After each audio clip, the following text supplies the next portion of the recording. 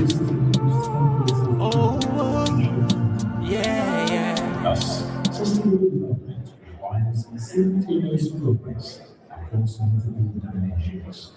When COVID-19 threatened to overwhelm health systems across the region, the West African Health Organization coordinated response-based regional vaccine procurement, disease surveillance systems, cross-border information sharing, and health record trading, and the European Bank allow advanced net-safe regulatory harmonization in education. ECHOWAS worked to enhance standards and enable student mobility.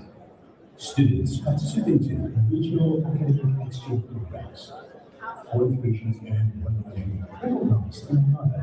J'ai obtenu le programme professionnel en tant que jeune journaliste, justement pour apprendre les formes et d'essayer de pouvoir aider l'équipe en communication au niveau institutionnel et stratégique, également au niveau de la gestion des ressources.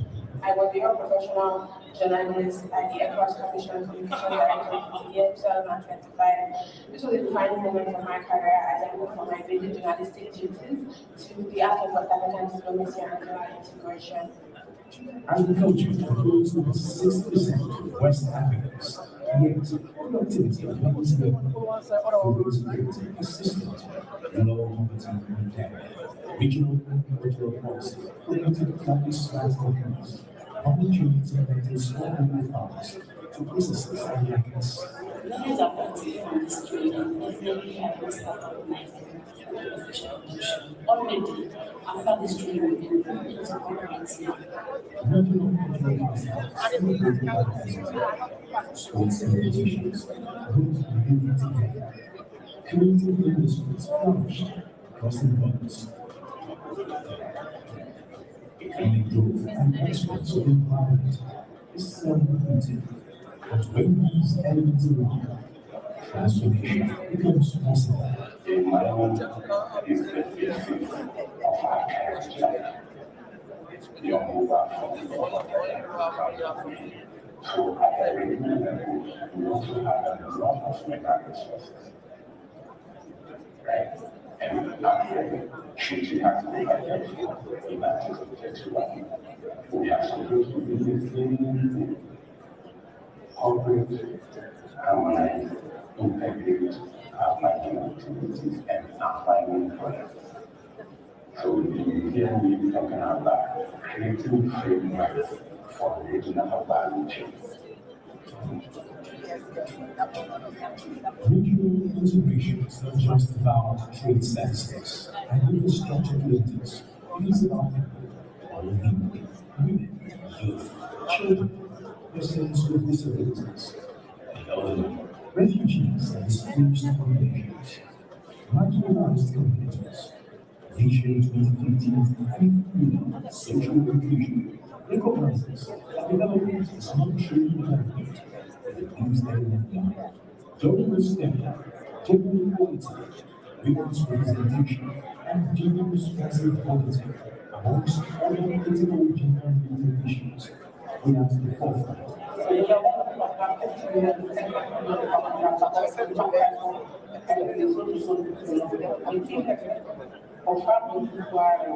About access to machine and technical information and technical so the disponibility will be conditions. Donc, on parle de l'utilisation de ces choses-là qui sont faites, mais nous sommes en travail aussi sur les filles. C'est la raison pour laquelle nous avons des bourses d'excellence pour les filles qui viennent des familles démunies, mais qui ont des capacités de s'en sortir. Et je suis très heureuse d'aller sur le terrain à Guinée-Bissau, d'avoir parmi ces filles que nous avons aidées, une qui est devenue Chine et une autre qui est devenue Sénégal. Donc nous essayons de travailler pour que les femmes soient à la responsabilisation. C'est la raison pour laquelle nous avons travaillé pour une loi modèle sur la parité. Nous avons travaillé avec le Parlement de la CEDEAO pour que cette loi soit votée et devienne une obligation pour les pays. Et c'est 2035. They have also directly supervised the Fund for Regional Stabilization and Development, Et nous avons travaillé avec le Parlement de la CEDEAO pour que cette loi soit votée et devienne une obligation pour les pays. Et c'est 2035. and And through this fund, we've looked at fragile communities in member states and helped them to carry out projects that place an emphasis on women and youth. So we've got beneficiary countries such as Guinea-Bissau, where we were able to construct a 60-bed maternity and maternity ward in Fata, and we also trained 30,000 youth and women and built some fish smoking facilities in the Gambia. Children's rights and welfare remain a priority as well as competing events. Programs address child protection, educational access, health services, safe life from exploitation, persons with disabilities advocating for inclusion and isolation, accessibility and infrastructure, equal access to education and employment, representation in decision-making, progress of human. Principle was established. Disability is not inability. Digital inclusion is absolutely key for us. We need to ensure that there is a gender lens, people living with disabilities, people in rural communities, because if you think about it, even the urban rural migration that has happened because there is enough for the connectivity in the rural area. So the framework exists. There are many countries that are actually doing actively well and ensuring that connectivity actually comes across. But there is support for the Commission to do more. The governments, schools, coffee shops that met this massive disrespect. Millions of first homeowners, civil safety, community, efforts holding humanitarian spaces, protective refugees, advocating schools and rights, and providing assistance to millions who live in Opportunity to reach out to the care system, so we everybody's capabilities to the effectively facilitating giving members a secure experience and information and bringing members and the children, youth, and persons with disabilities.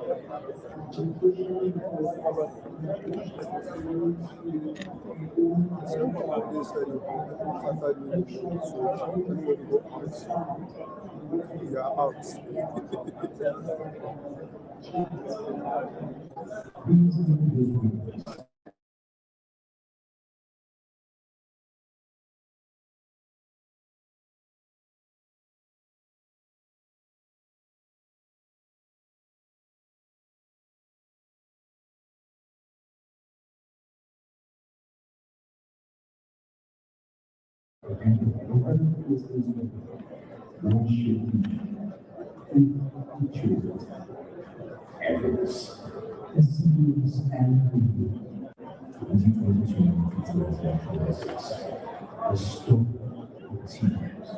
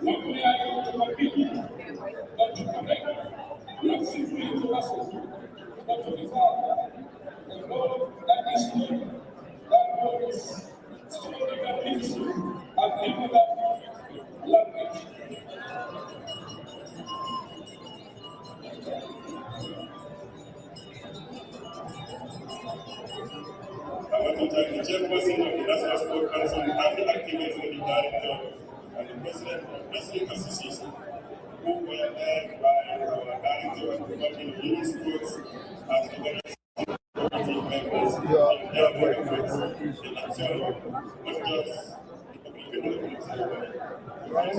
public exceptional event in the next few days. The board handles and creating will be discipline, respect, and sports rights, remember, and the ambassadors of your respective countries and grandmothers to the younger generation. As officially we will take medicine, requires wrestling champions, and win. These champions will be formed for unity among ECOWAS member states and showcase the power of sports as a means of peace, development, and regional integration. This is why ECOWAS, through the Youth Sports Development Center, is pressing forward with its effort to make this tournament a major platform for promoting regional integration and enhancing our cultural identity. Ladies and gentlemen, this 2026 edition also testifies to the progress made in the modernization and expansion of African wrestling. After the historic introduction of the women's competition in previous editions, we are now witnessing an increasingly remarkable participation of women in this discipline. This dynamic reflects ECOWAS's commitment to inclusion, equal opportunities, and the promotion of female leadership in sports.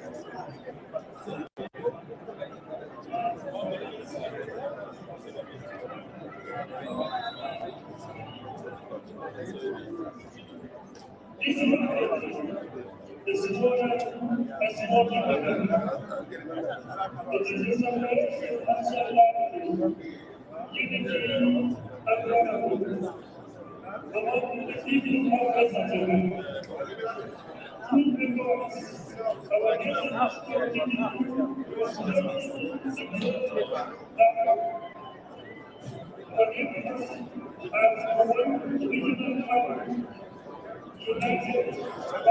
same history, culture, and aspirations.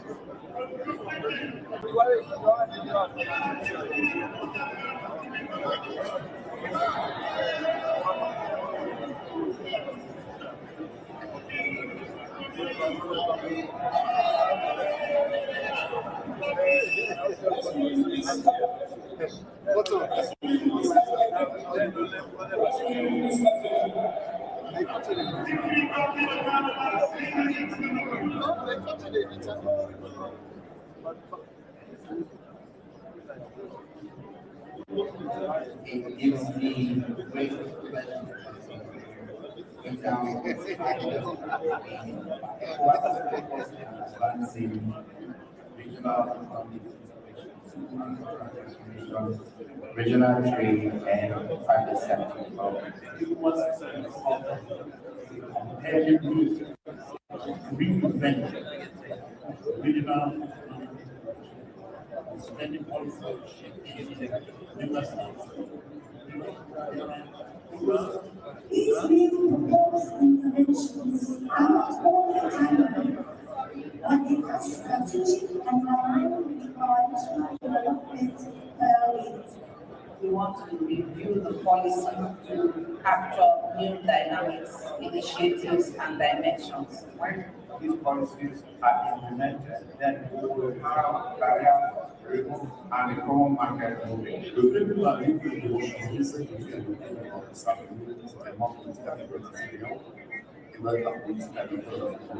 Without environmental sustainability, private sector participation, and enhanced regional trade, and potential over We're looking at trade integration, we're looking at the role of the private sector, implementing new development of SMEs, and the cross-border trade towards developing a competitive West Africa agricultural policy. Being at this meeting has been very important so that the voices of market actors in the agricultural system. My focus on India is to ensure that the voices of the young people in West Africa are heard in voices in order to create jobs and also create sustainable living ways for young people in West Africa. Solution comme mettre au centre de l'agriculture et de la sécurité des jeunes et des femmes. Success will be reduction in West Africa's food importation through our increased production and productivity of food and public investment in agriculture with ECOWAS. We must shift this dynamic of the farmers front. Eventually, we will be where we want to be, where the food that is being produced by them is cheaper, is competitive, is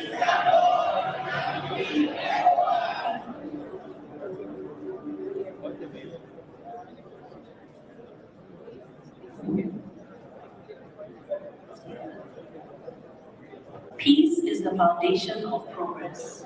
Without peace, jobs disappear, schools close, and development slows down. This is why ECOWAS plays a critical role in promoting peace and stability across West Africa.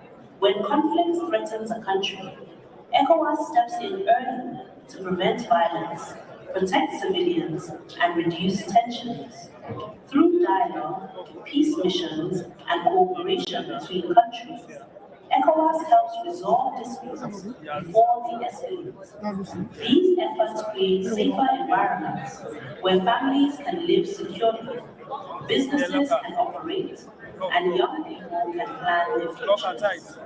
Peace allows trade to grow, travel to continue, and opportunities to expand across borders. ECOWAS works to ensure that no country faces crisis alone, reinforcing solidarity and collective responsibility. By working together, West Africa becomes more stable, more resilient, and better prepared for future challenges. Peace is how we protect our shared future. ECOWAS, stronger together.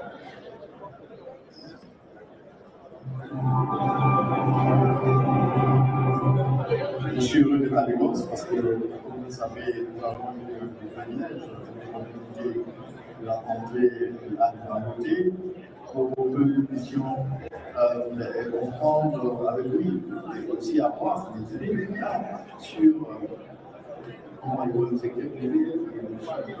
ECOWAS Business Council is the latest business sector organizations been put in place by the ECOWAS Commission. Chairman Dangote has been nominated as the first Hindu chairman of this business council. The business council is an autonomous instrument of the private sector to embrace the policies, regulations, and we still have another here advocated. Once it is innovated, that we can make it the secretariat of the business sector. We consider this approach income nous devons être conscients que au niveau de la circulation des personnes et des biens, nous avons un moment de défi à relever. My vision for the ECOWAS Business Council is for us to mobilize and engage all business and entrepreneurs and industrialists to make sure that yes, we transform the regional market, which is ECOWAS. By doing so, we will try and advise how heads of governments will regulate places very, very conducive to the business climate, and also see how we can create jobs. There's a lot of capital in Africa, but the investors have to know that they can invest and they are safe and they are secure. We need to change all of that narrative, not just in West Africa, but in Africa as a whole. Technical work is coming up with the roadmap, and we will pursue everything with strength and vigor. Basically, that is truly is not only developed, but there's a coaching needed around that delivers what we need to the secteur privé, des moyens essentiels qui doivent pouvoir permettre de promouvoir les échanges intra-régionaux et surtout la besoin d'affaires des déployer sur le marché. We don't need foreigners to come and meet. Of course, they would like to join. But let us de-risk this investment atmosphere and then they will join us to make sure that we make this ECOWAS greater regional market.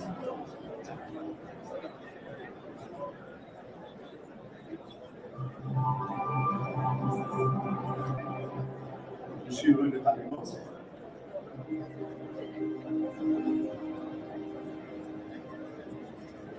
The rainy season has arrived as a promise, bringing with it a sense of renewal and vibrant vitality. In this season of joy and hope, we gather to celebrate the official handover of China Aid ECOWAS headquarters. On behalf of the Chinese government and the Chinese embassy in Nigeria, I extend my warmest congratulations on the successful completion of this magnificent building. I have no doubt in my mind, we speak on behalf of the PLC, that this will not only ease the accommodation challenges of ECOWAS, also maximize the regional capacity of the institution. As we receive the keys to this new ECOWAS headquarters today, we are reminded of the vision and legacy of our founding fathers, the great leaders who established this remarkable regional community. We reaffirm our commitment to building an even stronger legacy for future generations through the ECOWAS of the future. This new headquarters, therefore, symbolizes more than administrative convenience. It is a strategic asset that will enhance institutional effectiveness, an asset that will deepen collaboration among member states and reinforce the capacity of the Commission to respond to emerging regional and global challenges. It will serve as a center of excellence for policy innovation, for dialogue, and coordinated action in advancing the priority aspirations of our region.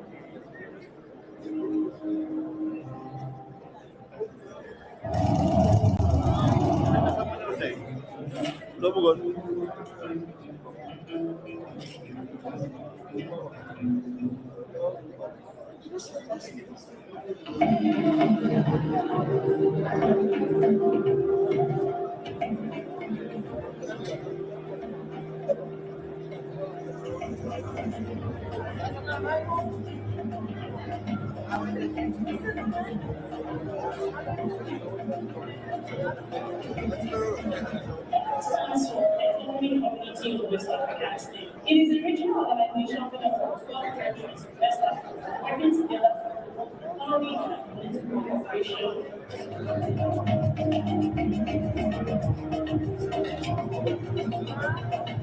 ECOWAS operates in West Africa, a region of 400 million people. That's a lot of people.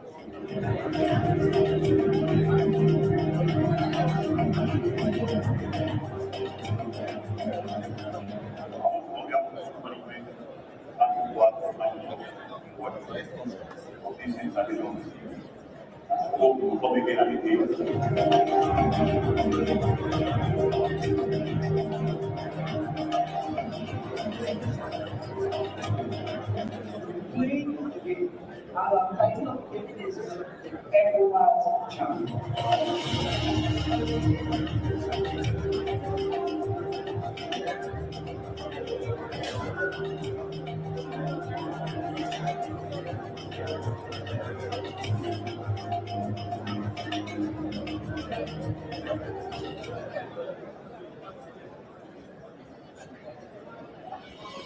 Today, we gather for a historic milestone of the life of our community, the commissioning of the new ECOWAS headquarters complex, a modern, institutional hub dedicated to regional integration, cooperation, peace, and shared prosperity in West Africa. More than 50 years ago, the founders ECOWAS here to the impossible. Enemies gathered information together and formed a new of how far we have come and the river of the world.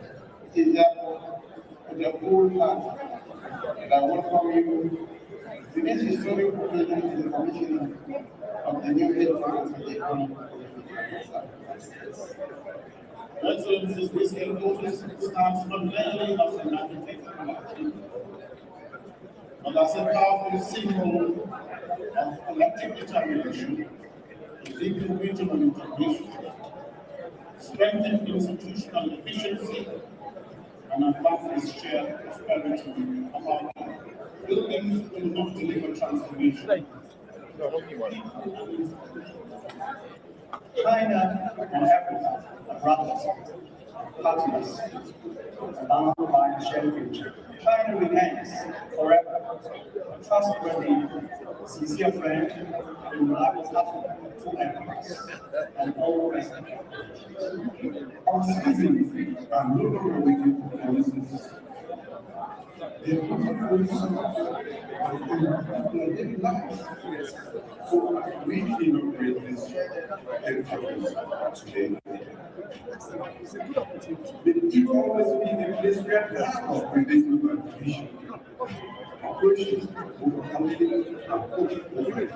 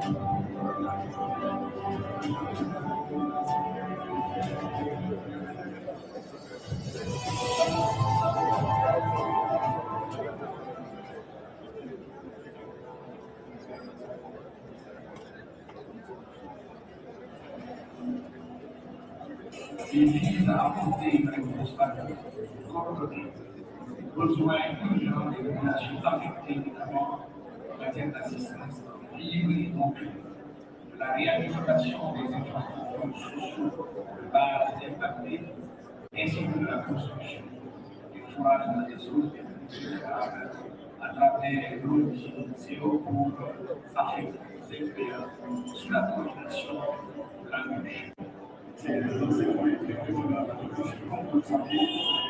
la CIRO a eu une accent particulier sur l'assistance humanitaire et les États membres vous savez, depuis 2022, une force de nation qui est particulièrement dédiée pour les assistance, même les infrastructures scolaires et sanitaires. Et donc, la Guinée utilise les fonds à sa disposition et la CIRO a fait des efforts. Et en 2022, la CIRO a 2023,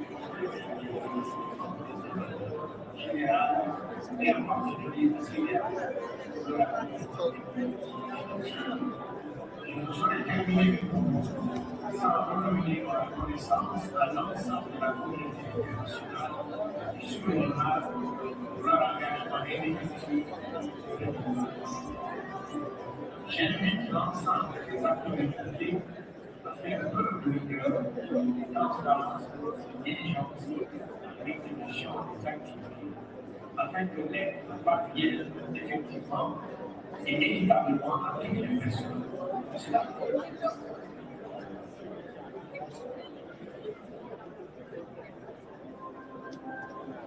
The Fund for Regional Stabilization and Development is an instrument of the ECOWAS Commission established to facilitate socio-economic recovery within fragile communities in the ECOWAS region to promote stability and sustainable development.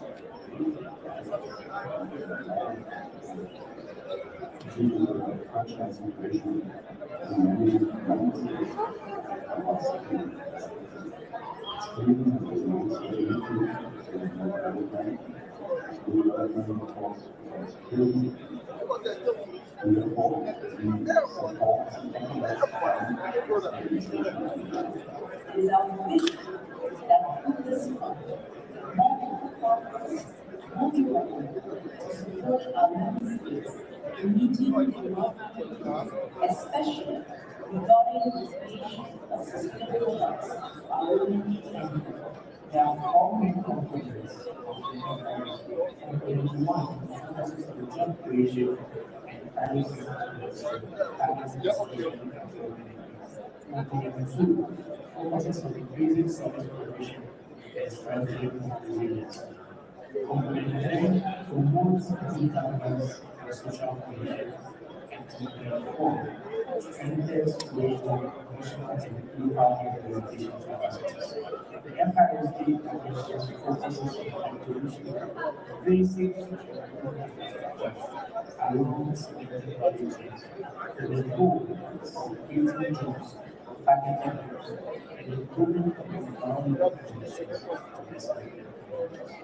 This is complemented with capacity building interventions, which focuses on developing adequate skills and more talented and individuals for economic empowerment and advancement in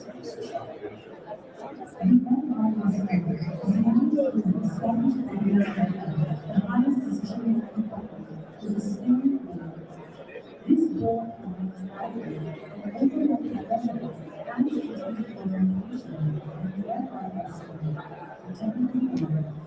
This is meant that technical learning managers begins the first initiative for technical competence, GFWs, and GSs. This guidance teaching is made up of technical officers from FS Commission and FRS companies, GFWs, and GSs. And are in charge of the day-to-day management of FRS activities. National and local. These are agencies, NGOs, and agencies for better lives, selected within the professional universities to implement specific activities of FRS and selected communities. Each country has a national direction controls of the FRS. This board's responsibility is to ensure that the activities employed in the daily activities are in line with the specific national development priorities. The FRS is responsible for 2 years programs. Preventive specification, when countries are supported, but due to the unemployment or case of disability or disability or harm due to social problems. The second year's organization is based on social problems. Focus is to achieve social and sustainable development. Please take your seats. Kindly take your seats. Their Excellencies, members of the authority will be joining us shortly. Please take your seats. There is simultaneous interpretation available during this opening ceremony. French language is on channel 1, English on channel 2, Portuguese on channel 3. Kindly be seated. Remember to place your telephones on silent, please. Please take your space, your seat. Sorry. Thank you.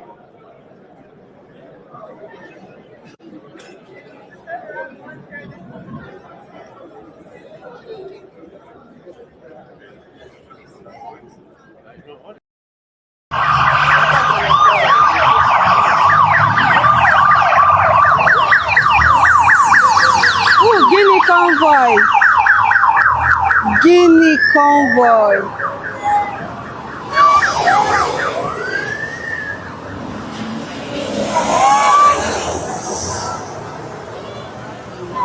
Guinea convoy.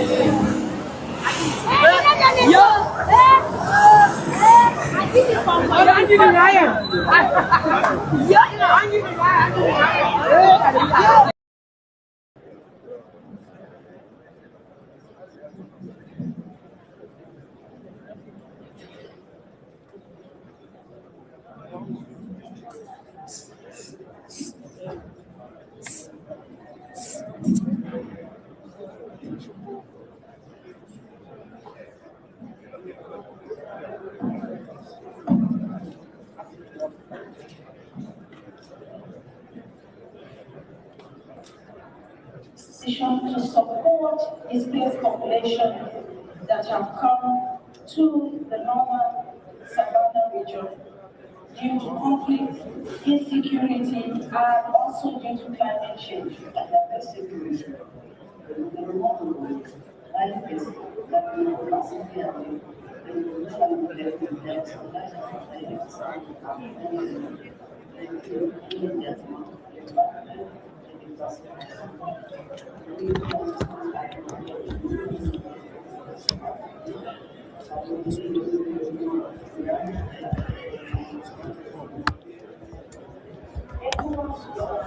All right, we are still here at the Julius Maada Bio International Conference Center in Lungi.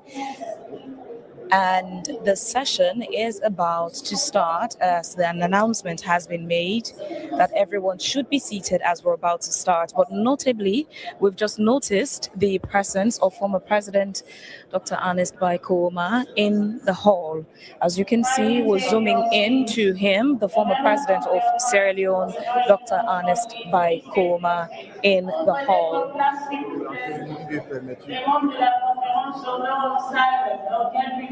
The announcement again is on. We would be started in few minutes. And also there we see Aliko Dangote, a few steps away from former President Dr. Ernest Bai Koroma.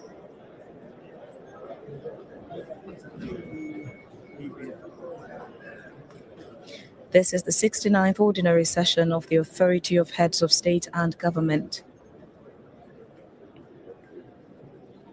Today's session is where we would get to see the heads of state sit and deliberate on issues on the agenda. That would be a closed door session. But this is the opening where many dignitaries are present, including members of the Fourth Estate and the civil society. But for the heads of state, the sessions they would be having, it would be a closed door session. We are about to start now the opening session of this summit.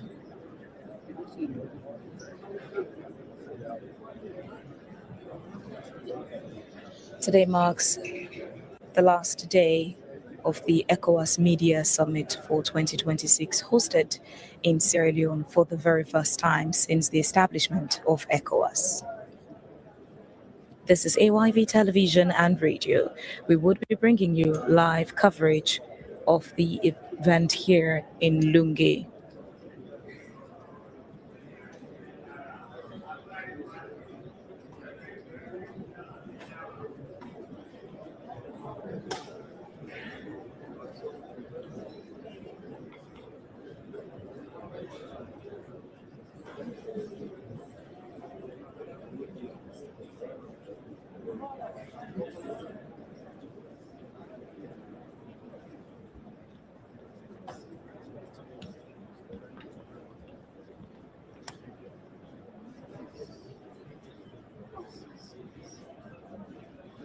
What are they doing today?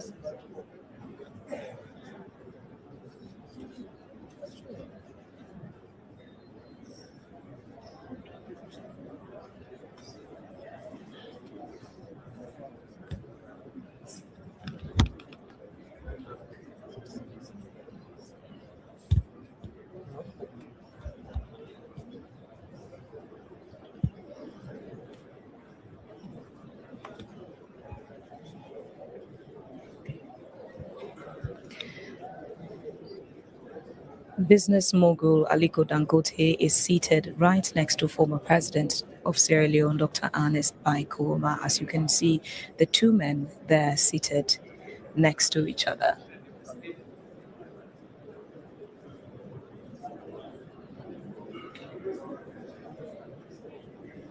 The session is about to start.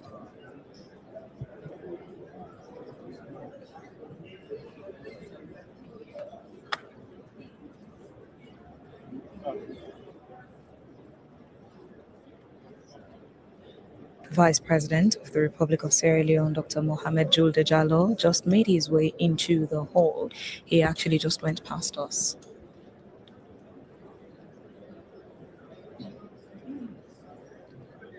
Some of the dignitaries who were held in the VIP holding area are now entering the hall, signaling that the session would begin in no time.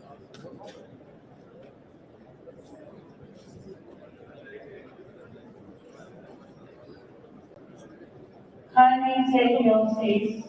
Thank you. We are now about to begin.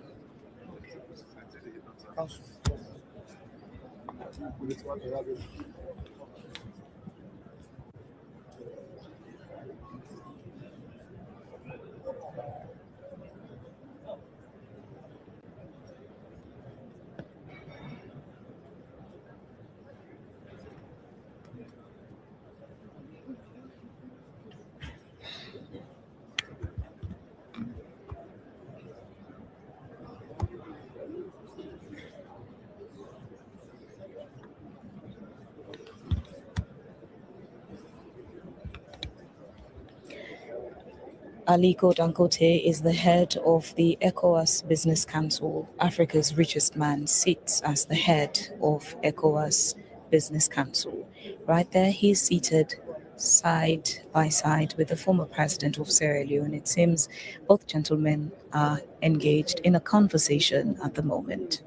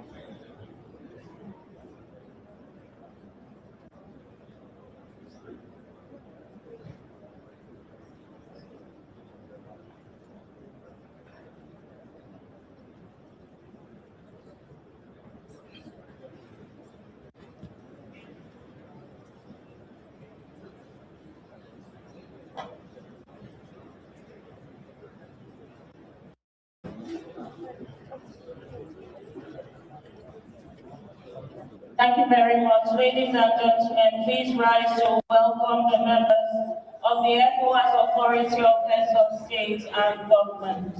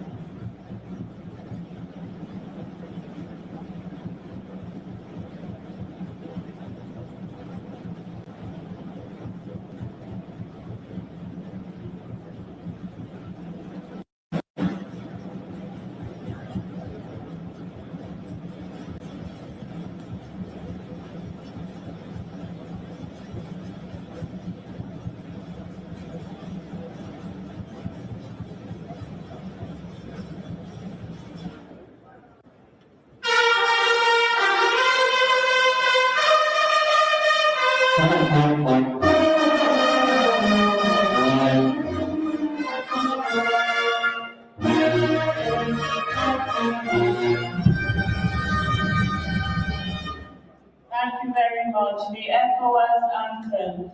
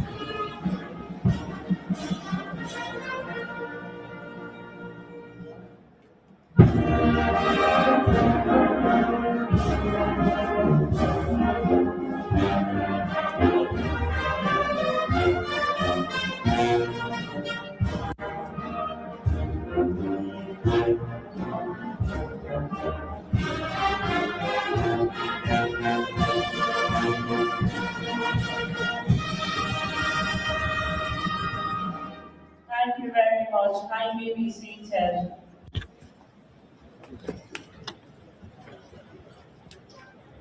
Good afternoon. We tell you now, welcome to Sweet Salon.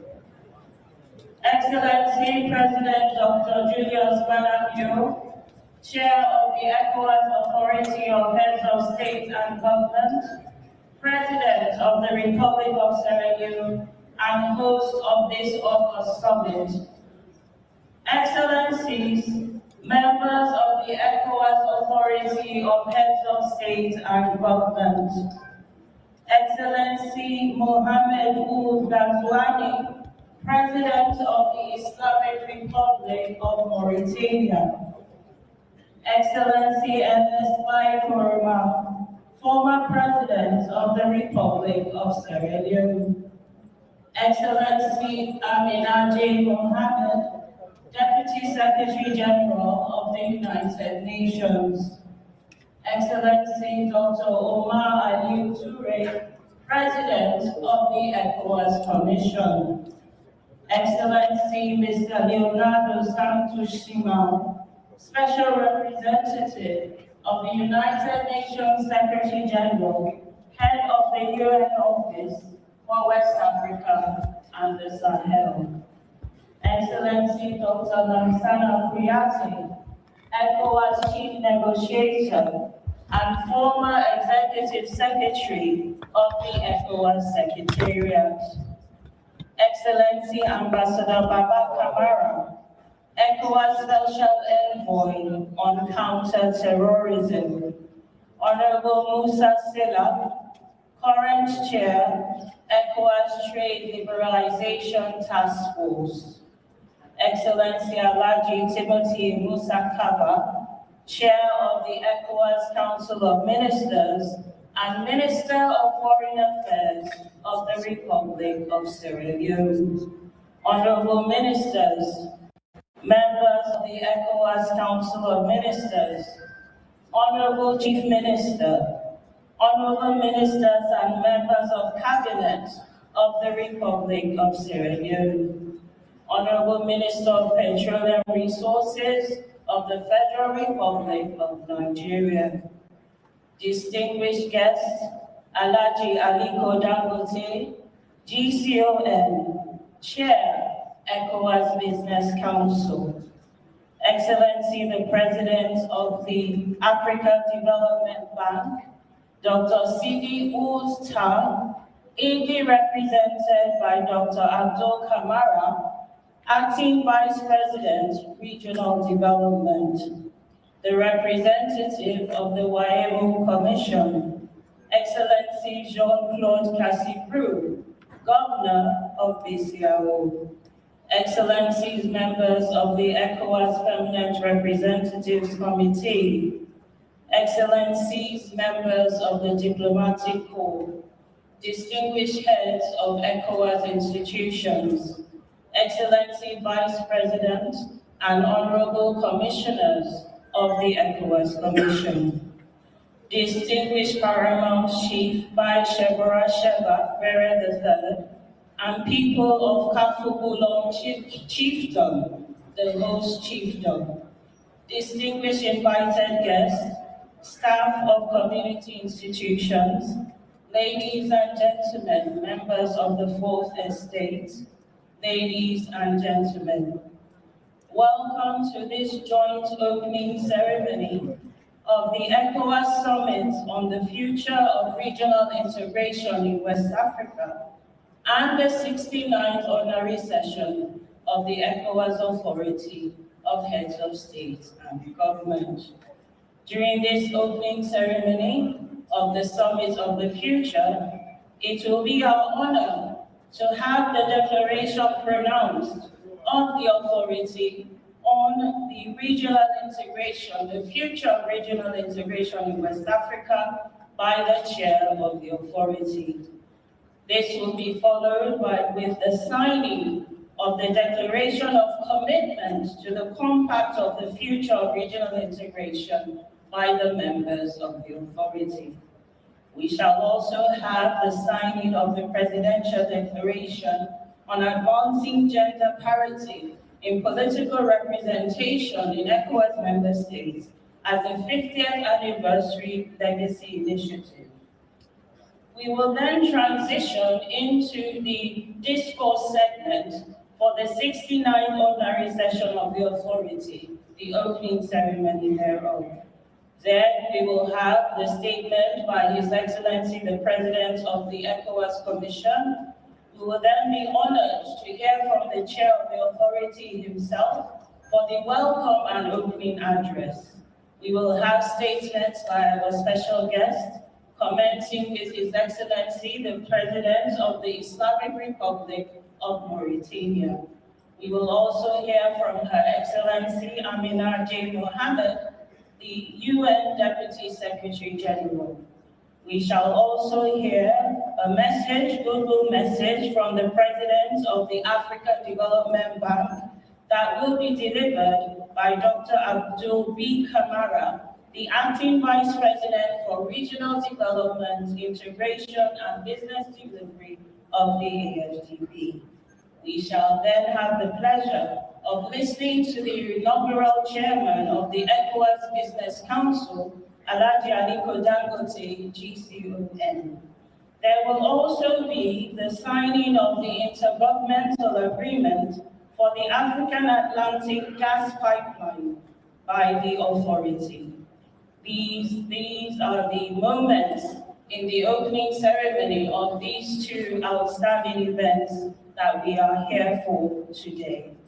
Without any further ado, therefore, it is my honor and pleasure to give the floor to the Chair of the authority. Thank you.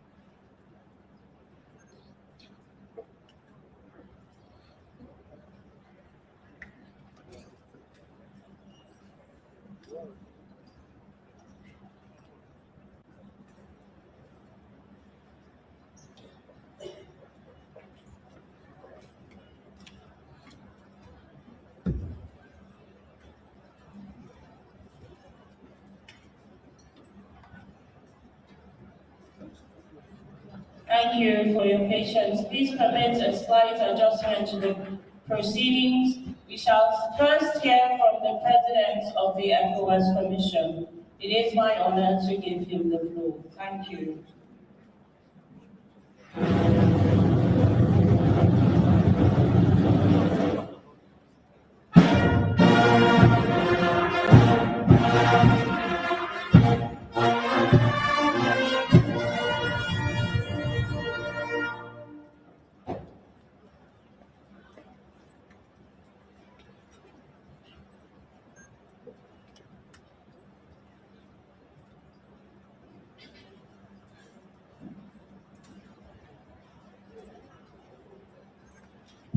Excellency,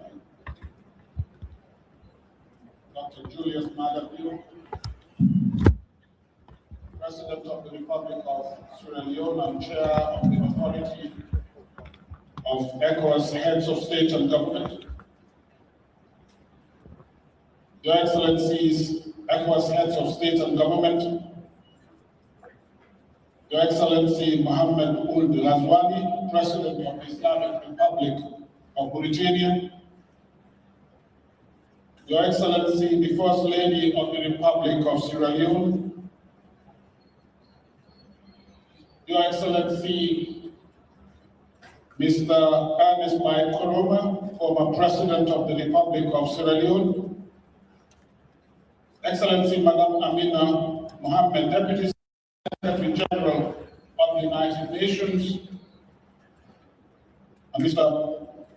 Simao, Special Representative of the Secretary General for West Africa and the Sahel, Excellency Alhaji Musa Timothy Kaba, Minister of Foreign Affairs of Sierra Leone and Chair of the ECOWAS Council of Ministers, Honorable Chief Minister of Sierra Leone and members of Ministers of the Republic of Sierra Leone, Excellency Alhaji Aliko Dangote, Chairperson of ECOWAS Business Council, Excellency Jean-Claude Cassibou, former President of the Commission, and all former statutory officials of ECOWAS invited to this meeting, Your Excellency the Vice President of the African Development Bank, representative of the African Union, and UEMOA, heads of regional organizations, Excellency the Vice President of the Commission, commissioners and heads of community institutions, honorable former officials of ECOWAS institutions, Excellency Lassana Kouyaté, ECOWAS chief negotiator with the AES countries, Excellency Baba Kamara, Special Envoy on Counterterrorism, Honorable Musa Silla, Chairperson of the ETLS Task Force, distinguished guests, ladies and gentlemen.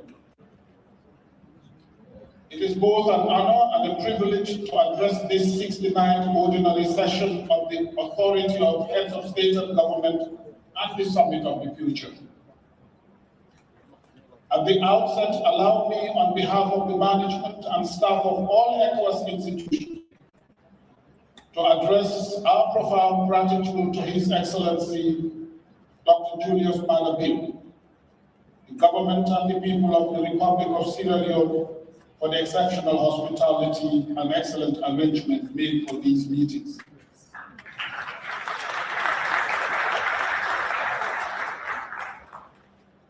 Permit me to commend your exemplary, Mr. Chair,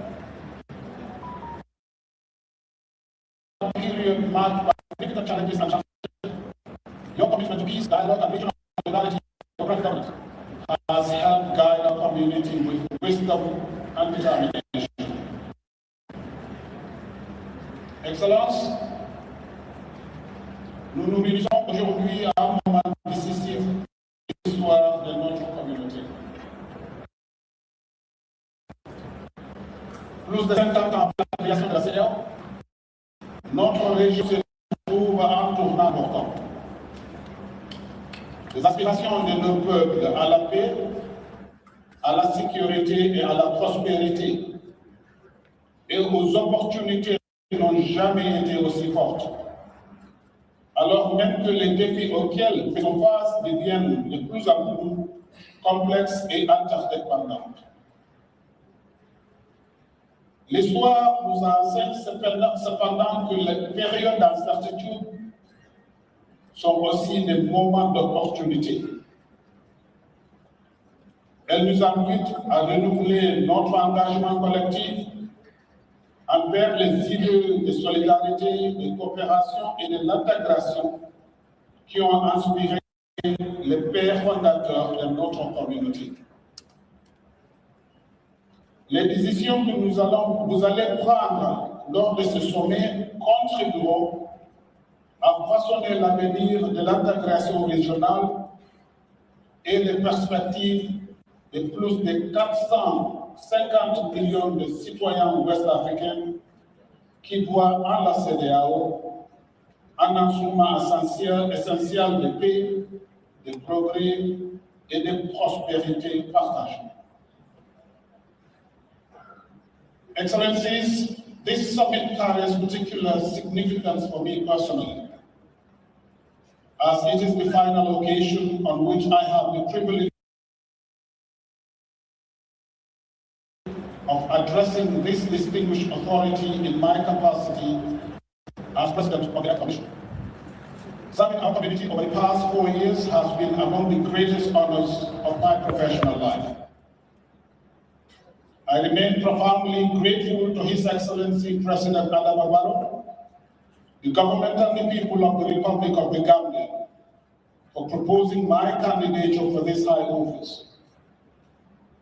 I am equally grateful to the heads of state and government of Benin, Cabo Verde, Cote d'Ivoire, Ghana, Guinea-Bissau, Republic of Guinea, Liberia, Nigeria, Togo, Senegal, and Sierra Leone for the confidence you place in me and for the support, guidance, and friendship you have consistently extended throughout my tenure.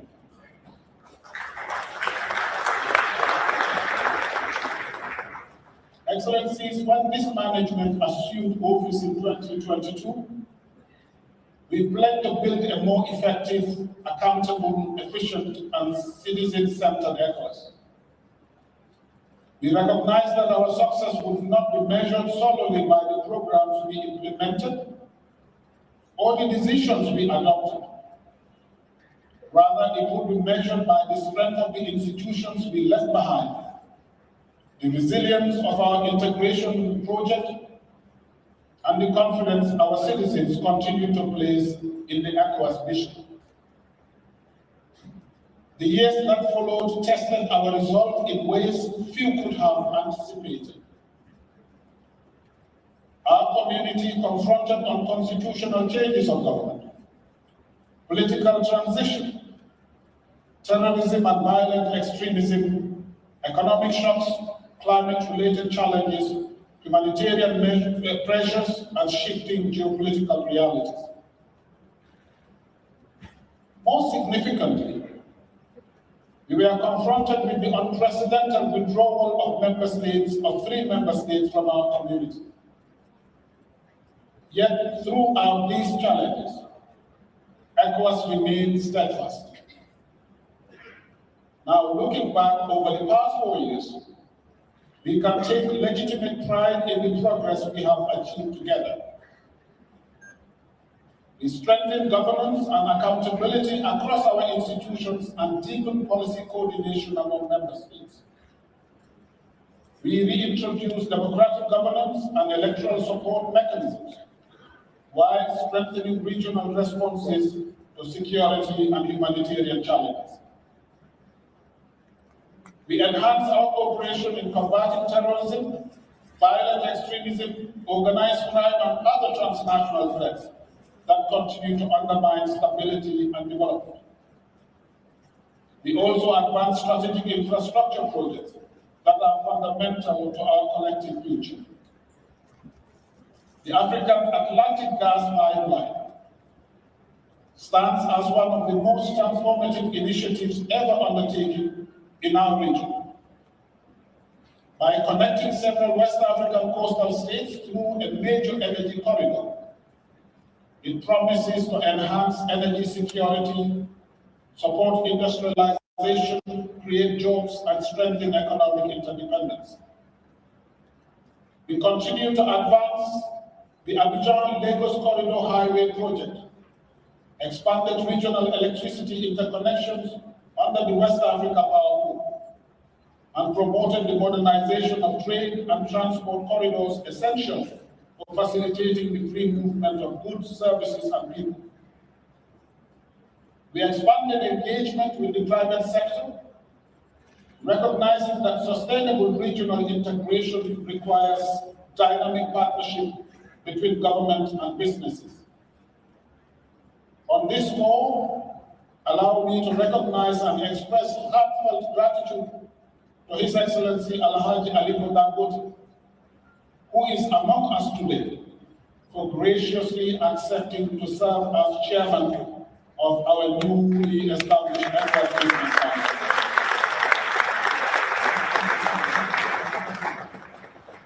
Excellencies, these achievements are not merely institutional milestones. They represent roads that connect communities, electricity that powers businesses, opportunities for entrepreneurs, markets for farmers, jobs for young people, and improved living standards for millions of citizens across our region. They provide a solid foundation upon which future generations of community leadership can continue to build. Excellencies, the future of ECOWAS will not be determined solely by the challenges we face today. It will be determined by the choices we make in responding to them. This is why the Summit of the Future, which will be held back-to-back with the ordinary summit, is both timely and relevant. As the region advances trade, major infrastructure and energy projects, digital innovation and industrialization, the summit provides an opportunity for leaders to renew their commitment to integration, strengthen regional solidarity, and define a shared vision for the future. A future where borders facilitate commerce rather than constrain it. A future where regional infrastructure links our economies and our people. A future where affordable energy powers industrial transformation. A future where digital innovation expands opportunity for every citizen.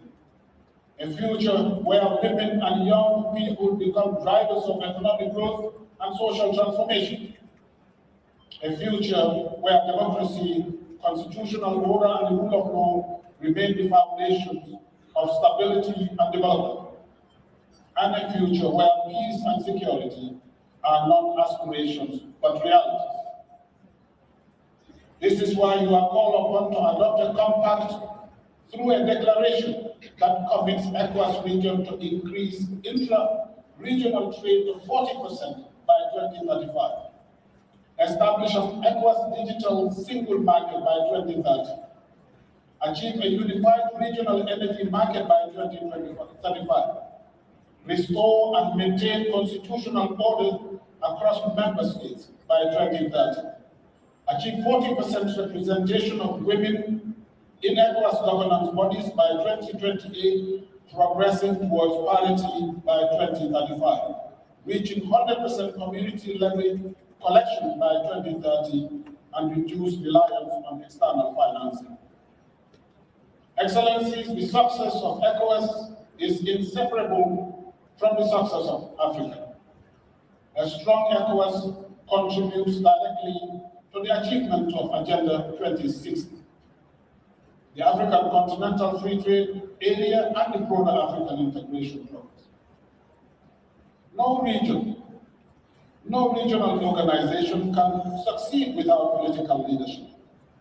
For more than 5 decades, the ECOWAS authority of heads of state and government has remained the driving force behind the ECOWAS integration project. It is your vision, commitment, and willingness to place regional interests alongside national priorities that have enabled our community to endure, adapt, and evolve. Excellencies, as I leave office, I do so with humility, gratitude, and confidence. Humility because no achievement is ever the work of one individual. Gratitude because of the support and trust you have extended to me throughout these 4 years. Confidence because our institutions are stronger, our partnerships deeper, and our vision clearer than before. Allow me therefore to express my deepest appreciation to your excellencies for your leadership, trust, and guidance. Allow me also to express my profound appreciation to Her Excellency Madame Damchian Chinchibija, Vice President of the Commission, Dr. Habibu Bapa, Commissioner for Internal Services, Dr. Abdul Fattah Musa, Commissioner for Political Affairs, Peace and Security, Dr. Khalil Silla, Commissioner for Economic Affairs and Agriculture, Professor Fatu Sosar, Commissioner for Human Development and Social Affairs. I have been privileged to serve alongside each of you, and I thank you for your professionalism, dedication, and unwavering commitment to the ideals of ECOWAS. I also wish to acknowledge the distinguished heads of ECOWAS community institutions whose leadership has been instrumental in advancing the work of ECOWAS. João Alaji Mamadou Fadil, the Auditor General of ECOWAS institutions. His Lordship Ricardo Claudio Gonzalez, President of the Community Court of Justice. Honorable Hajaman Bemunatu Ibrahima, Speaker of the ECOWAS Parliament.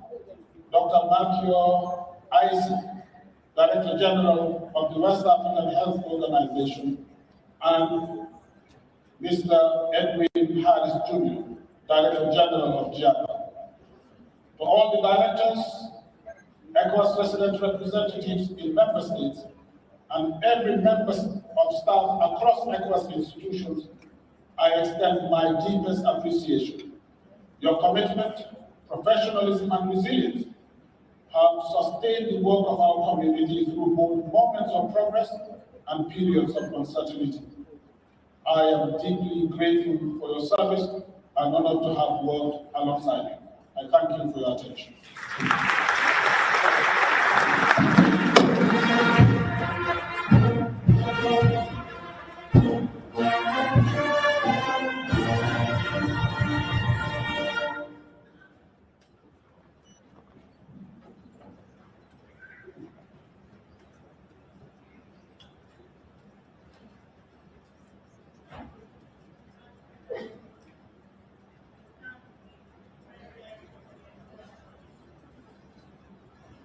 For his statement.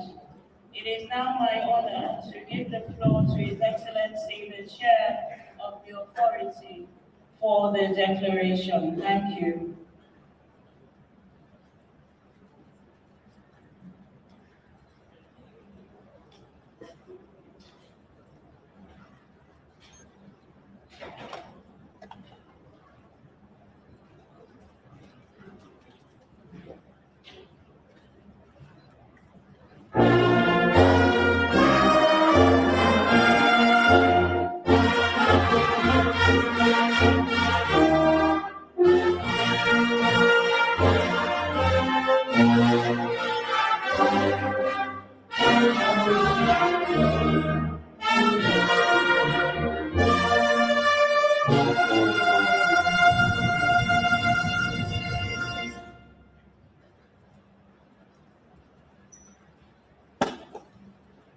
Excellencies, Heads of State and Government, Excellencies, Honorable Vice Presidents, Excellency, President of the ECOWAS Commission, the former President of the Republic of Sierra Leone, Anis Bai, the First Lady of the Republic of Sierra Leone, our dear sister Amina Mohammed, the Deputy Secretary of the United Nations. Ladies and gentlemen, please permit me to stand on the very long list of protocol that has already been established. On behalf of the government and people of Sierra Leone, I warmly welcome all of you once again to this 69th online session of the Authority of Heads of State and the Economic Community of West African States. Thank you for your presence and for your continued commitment to the community founded 51 years ago to advance peace, democracy, regional integration, and shared prosperity. Excellencies, this Summit of the Future calls us to reflect on where ECOWAS has come from and where our community must go next. The future is a responsibility that demands foresight, preparation, and collective action. It is shaped by the choices we make, the capabilities that we build, and the risks we confront before they become crises. Foresight therefore, is an expression of sovereignty. Those who anticipate change retain the freedom to shape their future. Those who only react to events gradually surrender that freedom to decisions made elsewhere. We meet at a moment of profound change. Strategic competition is reshaping international partnerships. Capital, technology, energy, critical minerals, food systems, data, artificial intelligence are redefining economic and geopolitical influence.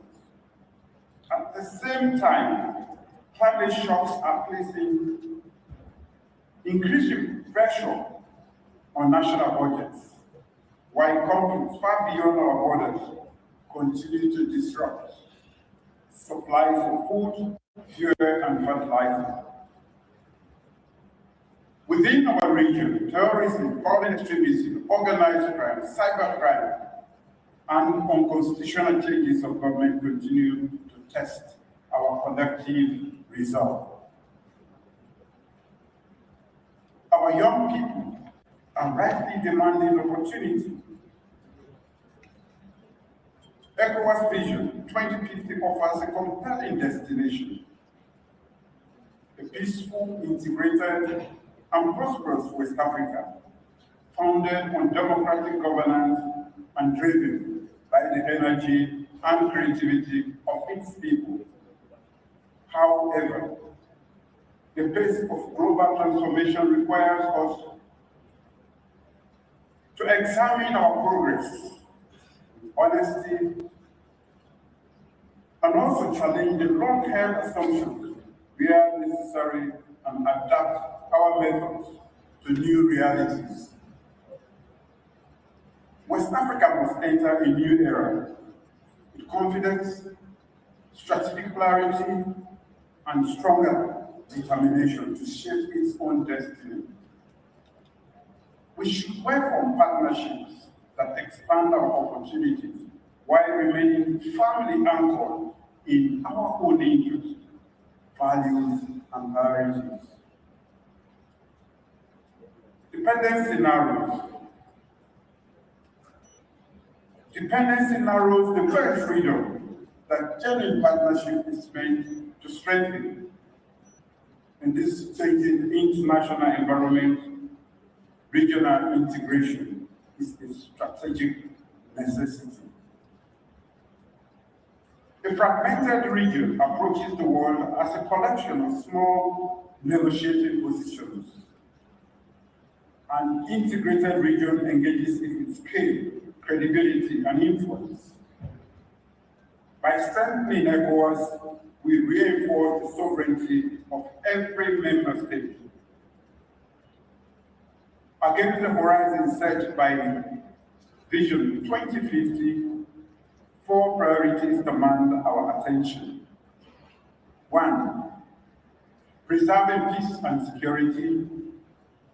2, strengthening democratic governance and effective institutions. 3, investing in our people, especially the youth of our region. And 4, deepening regional solidarity founded on shared responsibility.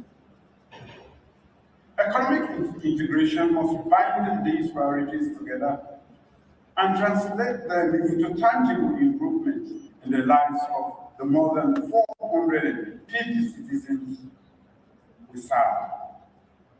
Excellencies, ladies and gentlemen, our vision for the future must rest on a secure foundation.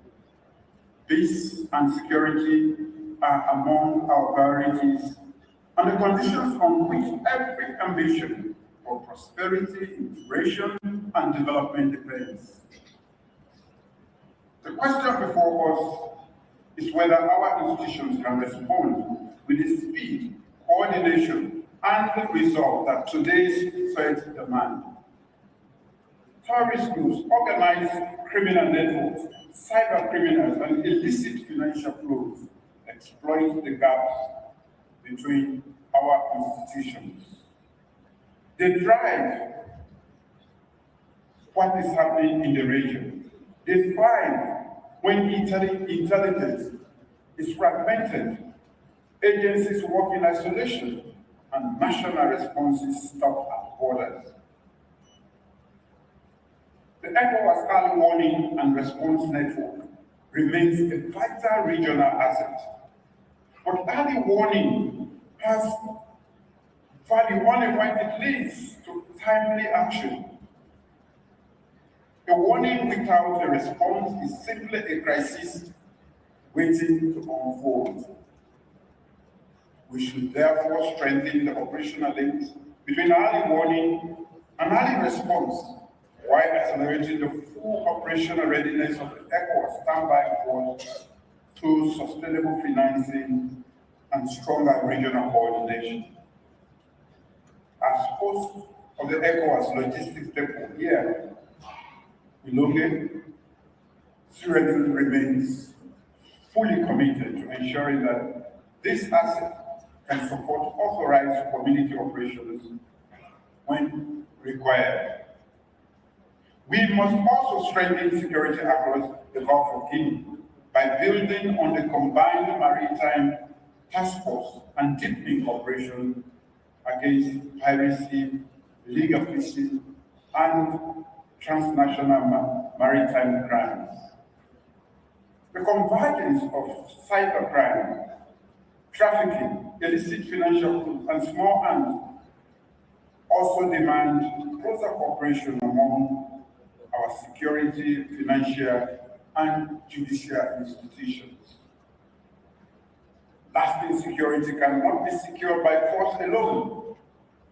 It also depends on effective governance, economic opportunity, justice, citizens' confidence that public institutions serve and protect them. Your Excellencies, ladies and gentlemen,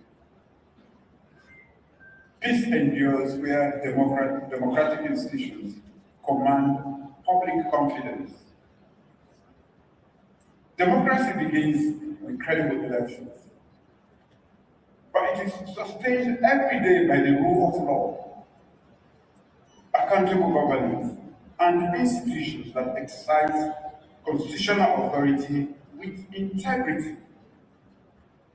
Citizens must trust that courts administer justice impartially, electoral bodies protect the vote, and public institutions serve the national interest. When these institutions lose credibility, democratic stability is endangered. ECOWAS has earned international respect for defending constitutional order. Our next challenge is to strengthen prevention by identifying institutional vulnerabilities early, promoting political dialogue, and supporting member states before tensions become constitutional crises. We must uphold the protocol on democracy and good governance, rejecting unconstitutional changes of government and reinforcing the institutions that safeguard constitutional rule. In that spirit, I propose that the Commission, working with the Mediation and Security Council, examine the establishment of the confidential peer support mechanism grounded in our existing legal instruments to facilitate early dialogue, technical assistance, and institutional strengthening where needed. The strongest democracies resolve tensions through their institutions before frustrations seek to resolve them elsewhere. Your Excellencies, governance must also deliver tangible results. Citizens experience democracy through security, justice, education, healthcare, economic opportunity, and public service that improves daily life. Every ECOWAS decision is ultimately implemented through national institutions. Our regional ambitions require capable national administration and a commission equipped to coordinate them, because institutions and credibility through the confidence they inspire and the results that they deliver. Excellencies, ladies and gentlemen, strong institutions must be matched by sustained investment in the people that they serve. Our greatest strategic asset is the talent, creativity, and resilience of our people. West Africa's youth population has the potential to become one of the world's greatest engines of innovation and economic growth. However, without education, skills, and opportunity, that demographic advantage can too easily become a source of unemployment, irregular migration, and instability. Our education systems must therefore prepare our citizens for the economies we seek to build by strengthening foundational learning, expanding technical and vocational education, investing in science and digital skills, and forging stronger partnerships between education and industry. Every young person should see a clear pathway from learning to employment, entrepreneurship, or public service. We must accelerate the harmonization of curricula and the mutual recognition of qualifications across our community, enabling skills acquired in one member state to be recognized throughout West Africa. We should also strengthen regional centers of excellence in health, engineering, climate science, and emerging technologies, because pooling knowledge and research will expand opportunity for all our people. Women must remain at the center of this transformation. Expanding access to finance, education, land, digital services, and markets is an economic imperative. Women engaged in cross-border trade must be able to do so safely, efficiently, and with dignity. At the same time, artificial intelligence and digital technologies are reshaping every sector of our economy. ECOWAS must ensure that this transformation advances our own development priorities. I propose that the Commission develop a regional roadmap for artificial intelligence and digital public infrastructure, supported by common standards for data protection, cybersecurity, and digital governance, while investing in research, computing capacity, digital skills, and Africa technology enterprises. West Africa must embrace digital age, not simply as a consumer of technology, but as a creator of knowledge, an innovator of solutions, and a competitive participant in the global economy.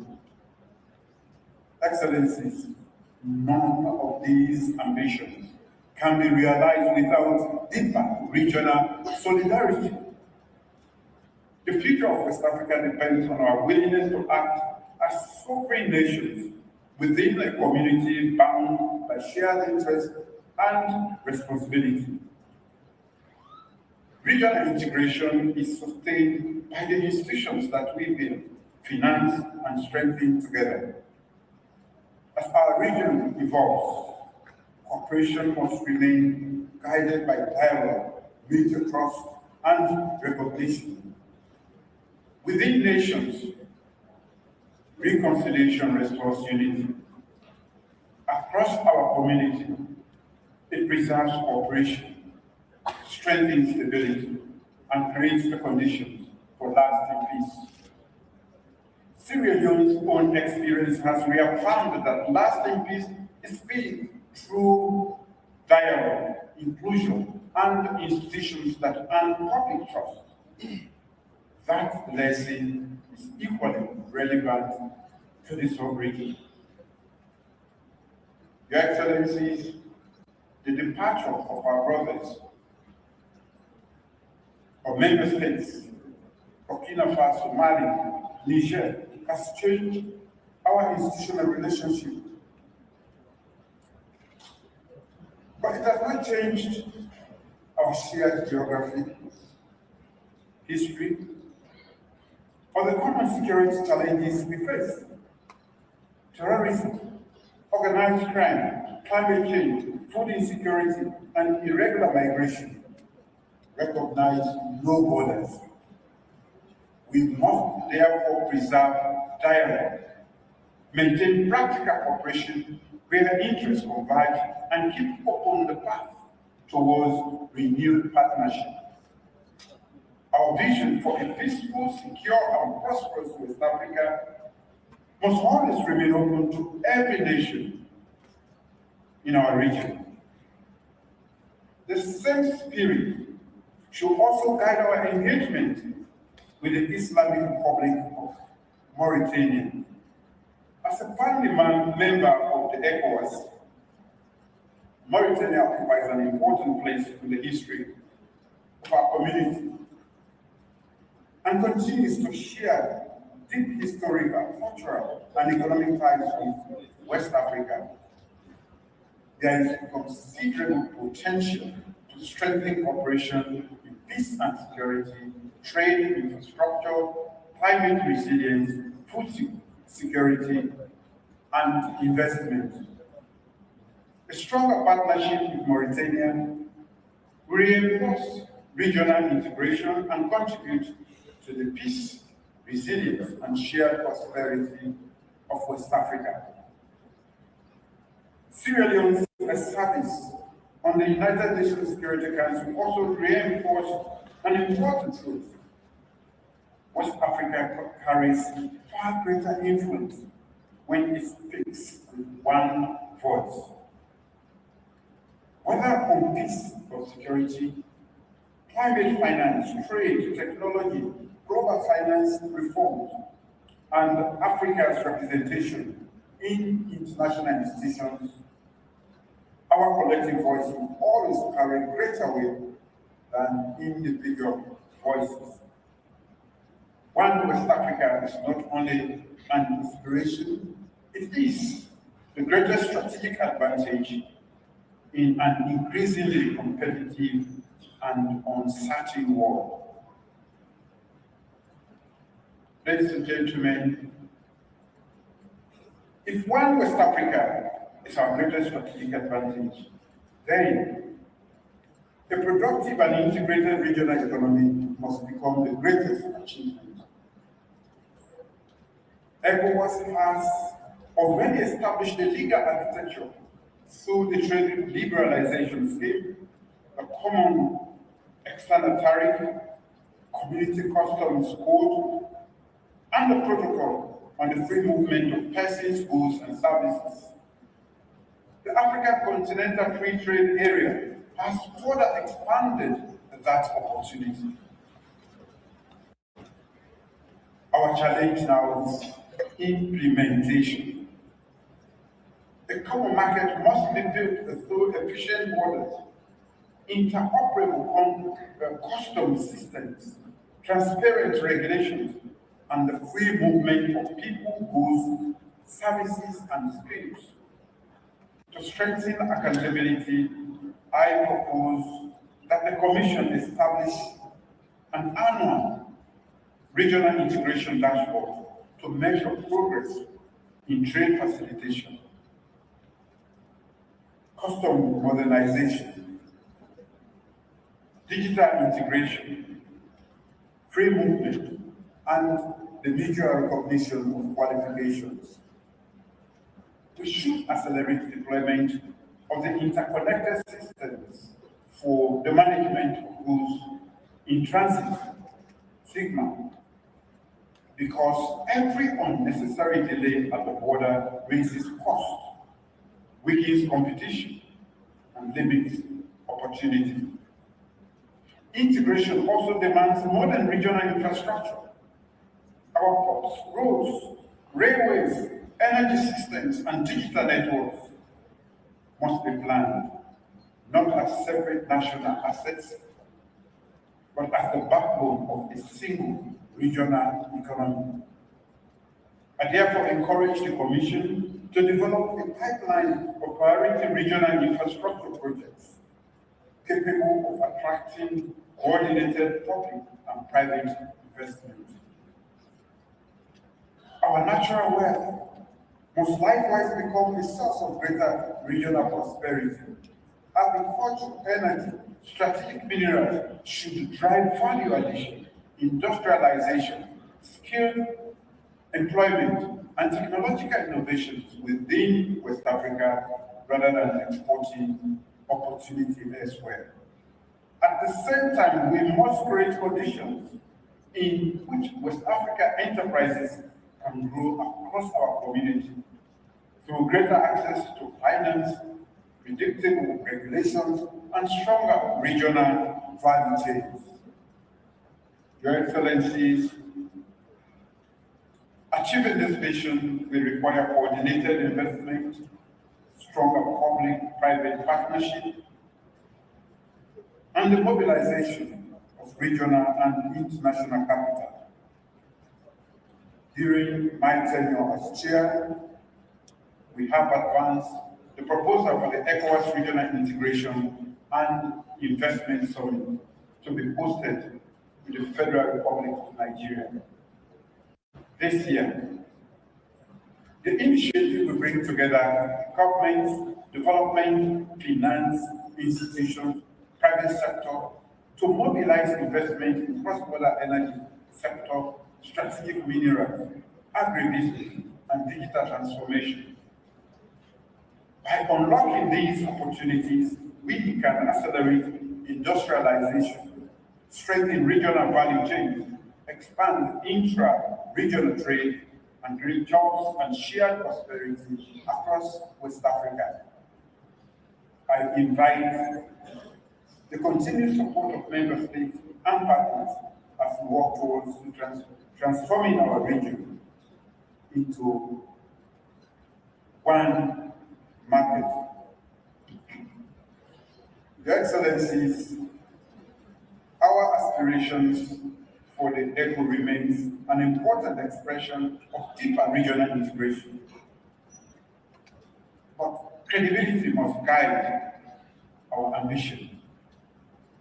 A successful monetary union must rest on productive economies, sound fiscal management, resilient financial institutions, and sustained macroeconomic convergence.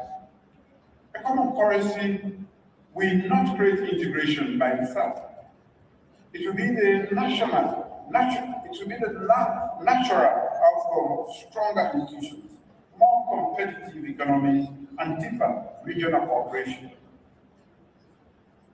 Your Excellencies, a productive and integrated regional economy must also be resilient. Sustainable growth depends on our ability to anticipate, withstand, and recover from the shocks that increasingly shape our world today. Climate change, food insecurity, natural disasters, and disease outbreaks do not respect national borders. Our response, therefore, must be regional, coordinated, and forward-looking too. We should strengthen our climate monitoring system, disaster preparedness, and early warning systems, while ensuring that the infrastructure we build today is resilient to the climate conditions of tomorrow.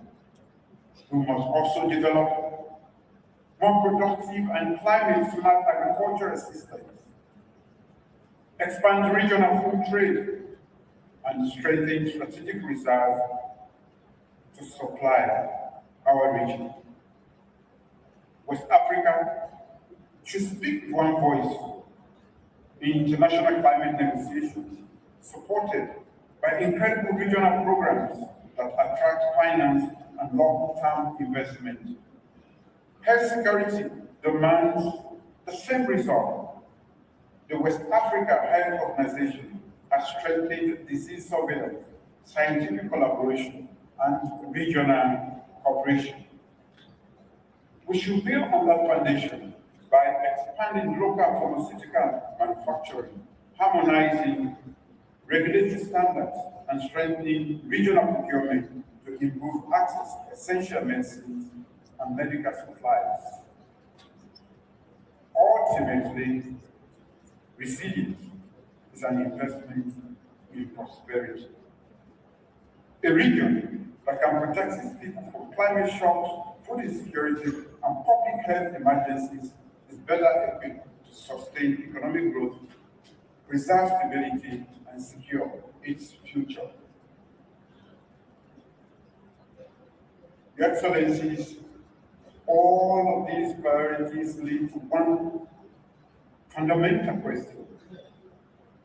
Can our institutions deliver? Our decisions must be matched by clear responsibilities, adequate resources, realistic timelines, and measurable outcomes. I therefore propose again that the Commission submit an annual ECOWAS implementation report on our agreed strategic priorities, highlighting progress, obstacles, and the actions required to keep delivery on track. A public summary will strengthen transparency, reinforce accountability, and enable the people of West Africa to monitor the commitments made in their name. We must resist the temptation to multiply priorities without strengthening our capacity to deliver them. Our community must accomplish more by pursuing fewer priorities with greater discipline, continuity, and sustained commitment. Delivery is a shared responsibility. It depends on the Commission, member states, regional institutions, and the participation of citizens, the private sector, academia, and civil society. The future will not reward optimism unsupported by preparation. It will judge whether we strengthened our institutions, modernized our economy, and invested in our people before events narrowed our choices. Throughout these reflections, ladies and gentlemen, I have argued that foresight is an expression of sovereignty.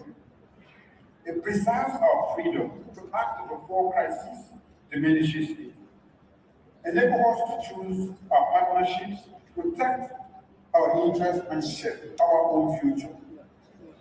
The next 50 years of ECOWAS will not be defined by declarations we adopt, but by the results that we deliver to our people in this community. Our responsibility is to move from commitment to implementation, from policy to practice, and from ambition to measurable results. The success of our community must be measured by the distance we close between early warning and crisis prevention, between agreements and functioning markets, between natural resources and industrial transformation, and between the talents of our people and the opportunities available to them across West Africa. A region that plans together preserves its freedom to choose. A region that builds together strengthens every member state. A region that acts together secures a more peaceful, prosperous, and resilient future for all its people. That future will be shaped by the decisions we take, the partnerships we forge, and the commitments that we honor. It is a future that we must build together. Let us build it with vision. Let us build it with courage. let us build it with the generations, for the generations that will follow us. Excellencies, I present for your reflection and adoption the draft compact of the future, which the Commission, through the consultative engagement with the communities, civil society organizations, diverse social groups, duly endorsed by the Joint Mediation and Security Council and the Executive Council. May God bless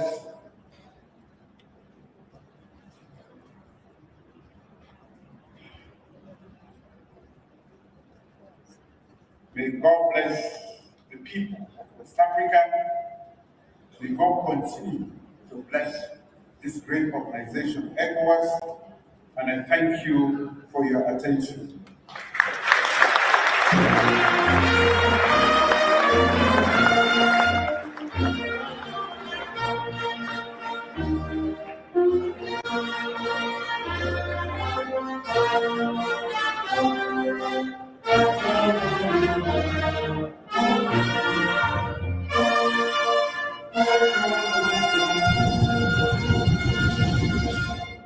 Thank you very much. Thank you very much. Thank you very much. I want to use this opportunity to welcome into our fold, the democratic fold, His Excellency, the President of the Republic of Guinea.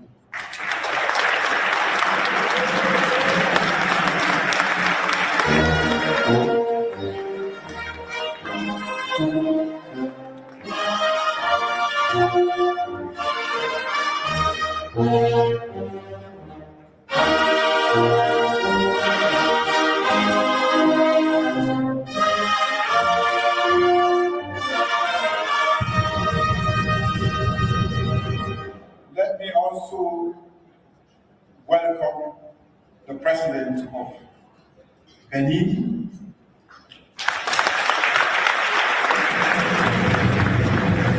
the young king of the block, the most recently elected President of the Republic of Benin.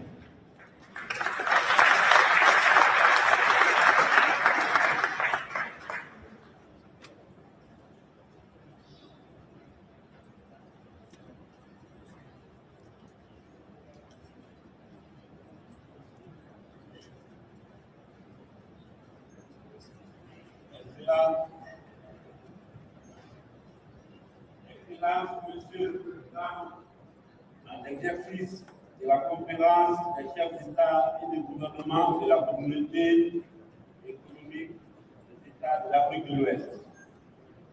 Excellences, Mesdames et Messieurs, d'État et de gouvernement, Monsieur le Président de la Commission de la CEDEAO, Excellences, Mesdames et Messieurs, représentants des institutions de l'Union africaine et des Nations Unies, distingués invités en vos rangs, grade et qualité.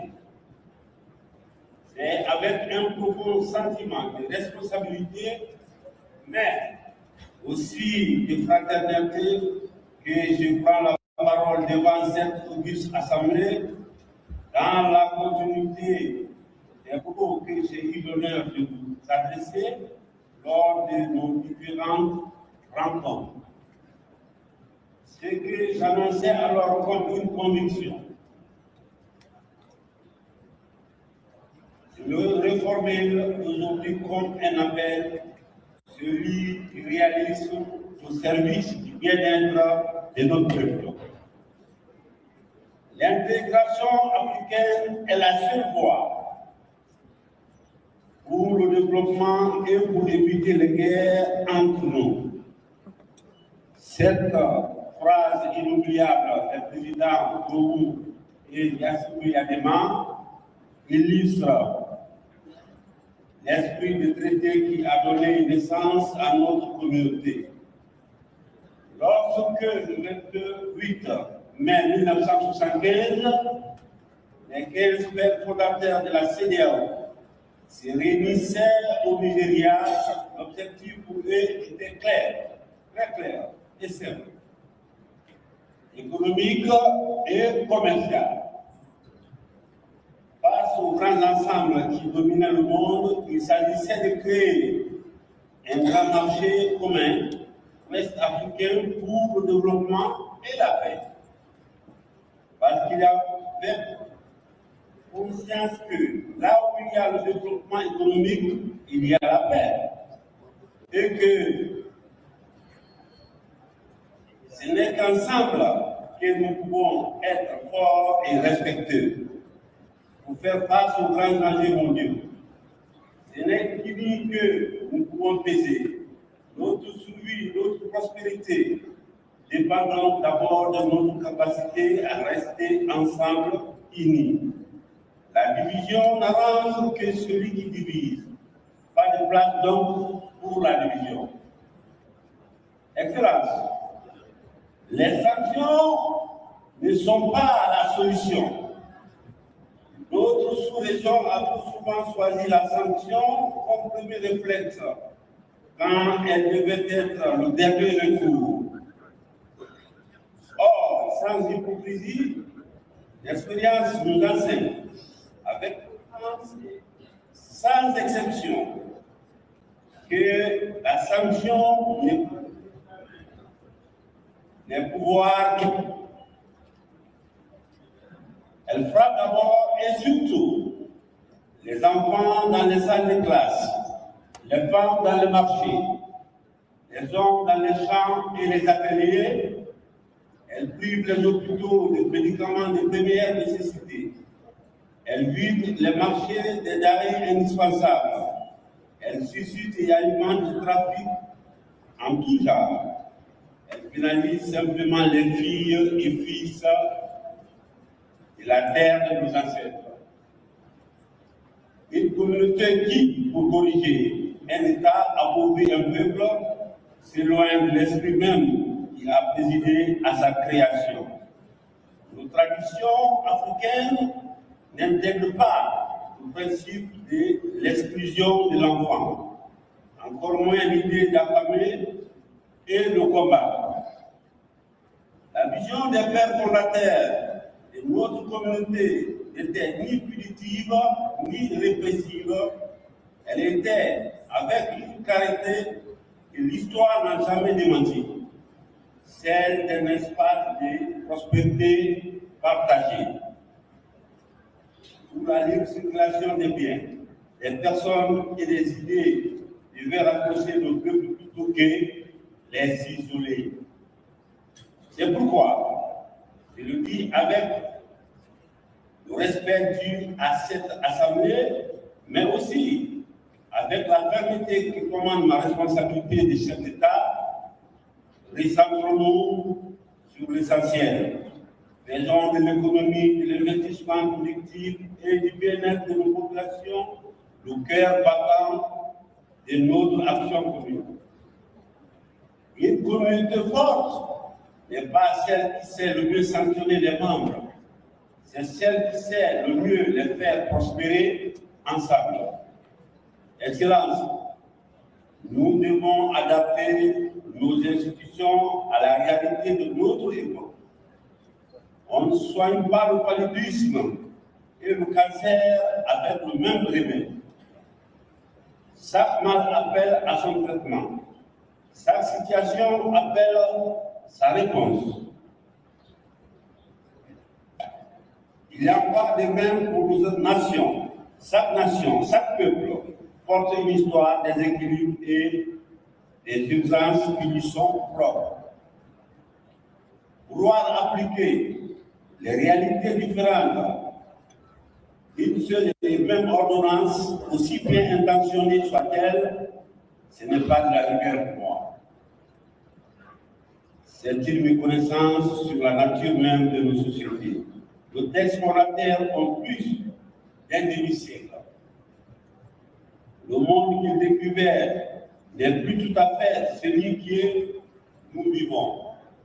Je le dis avec la conviction d'un homme d'État soucié de la pérennité de la CEDEAO Réformer nos institutions n'est pas affaiblir, c'est les inscrire dans la durée.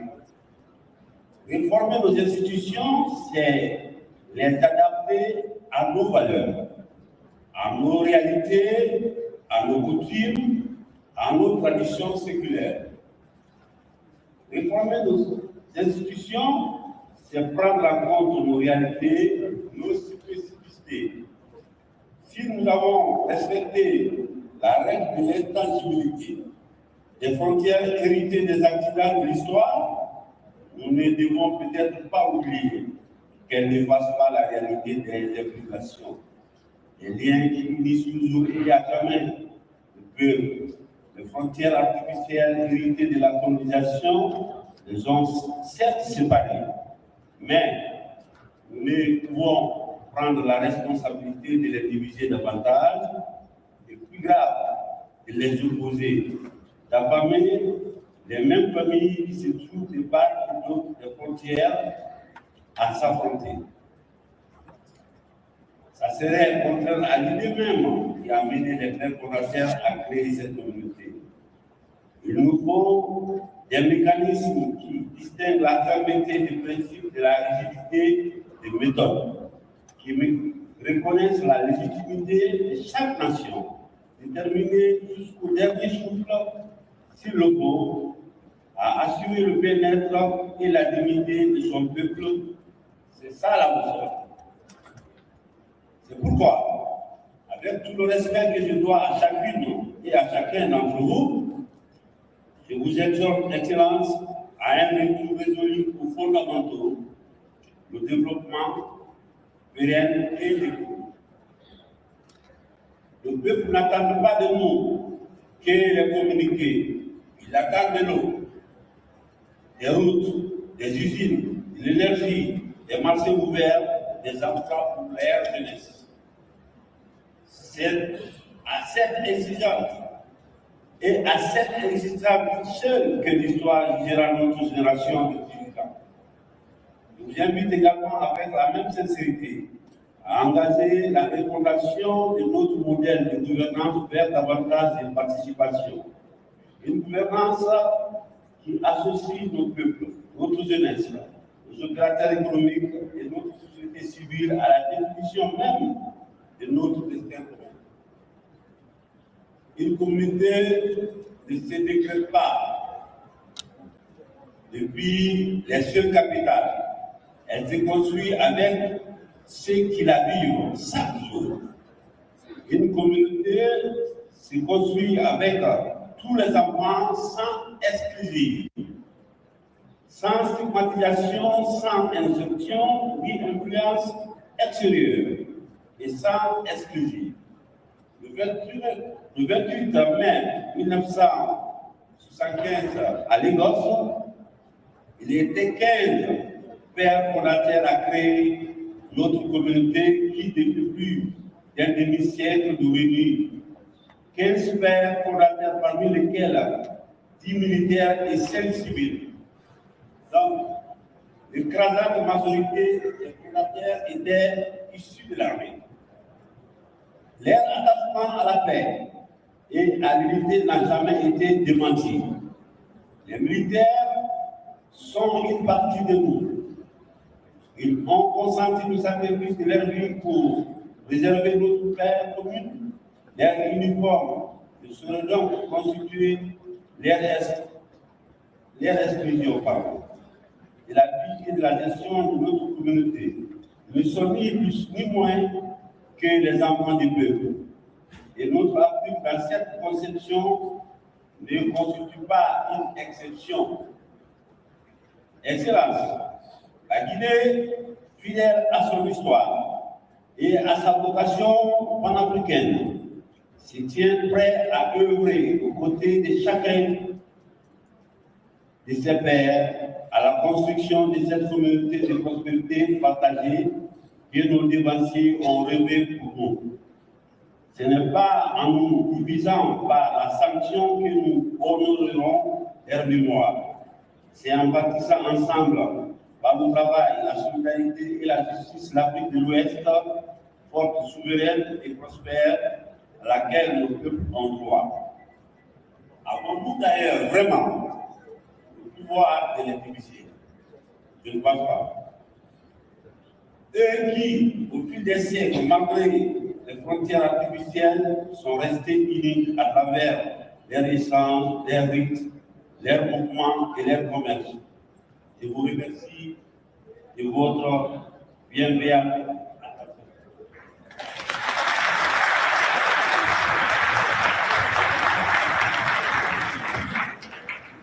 Thank you very much.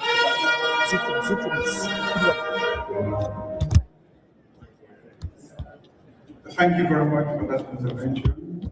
And we will now move on to our President of the Islamic Republic of Mauritania.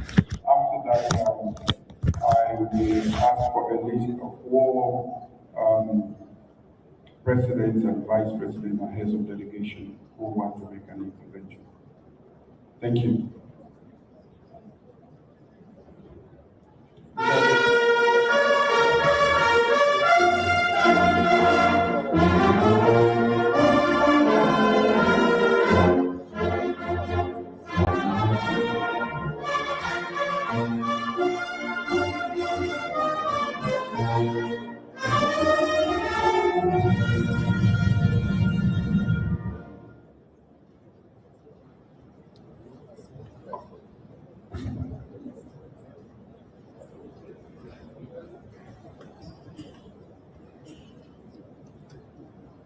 Excellence, Monsieur le Président de la République de Sierra Leone, Président de la conférence des chefs d'État et de gouvernement de la CEDEAO,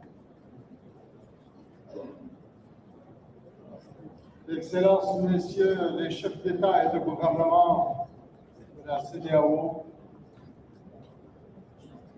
Madame la Première Dame de la République de Sierra Leone,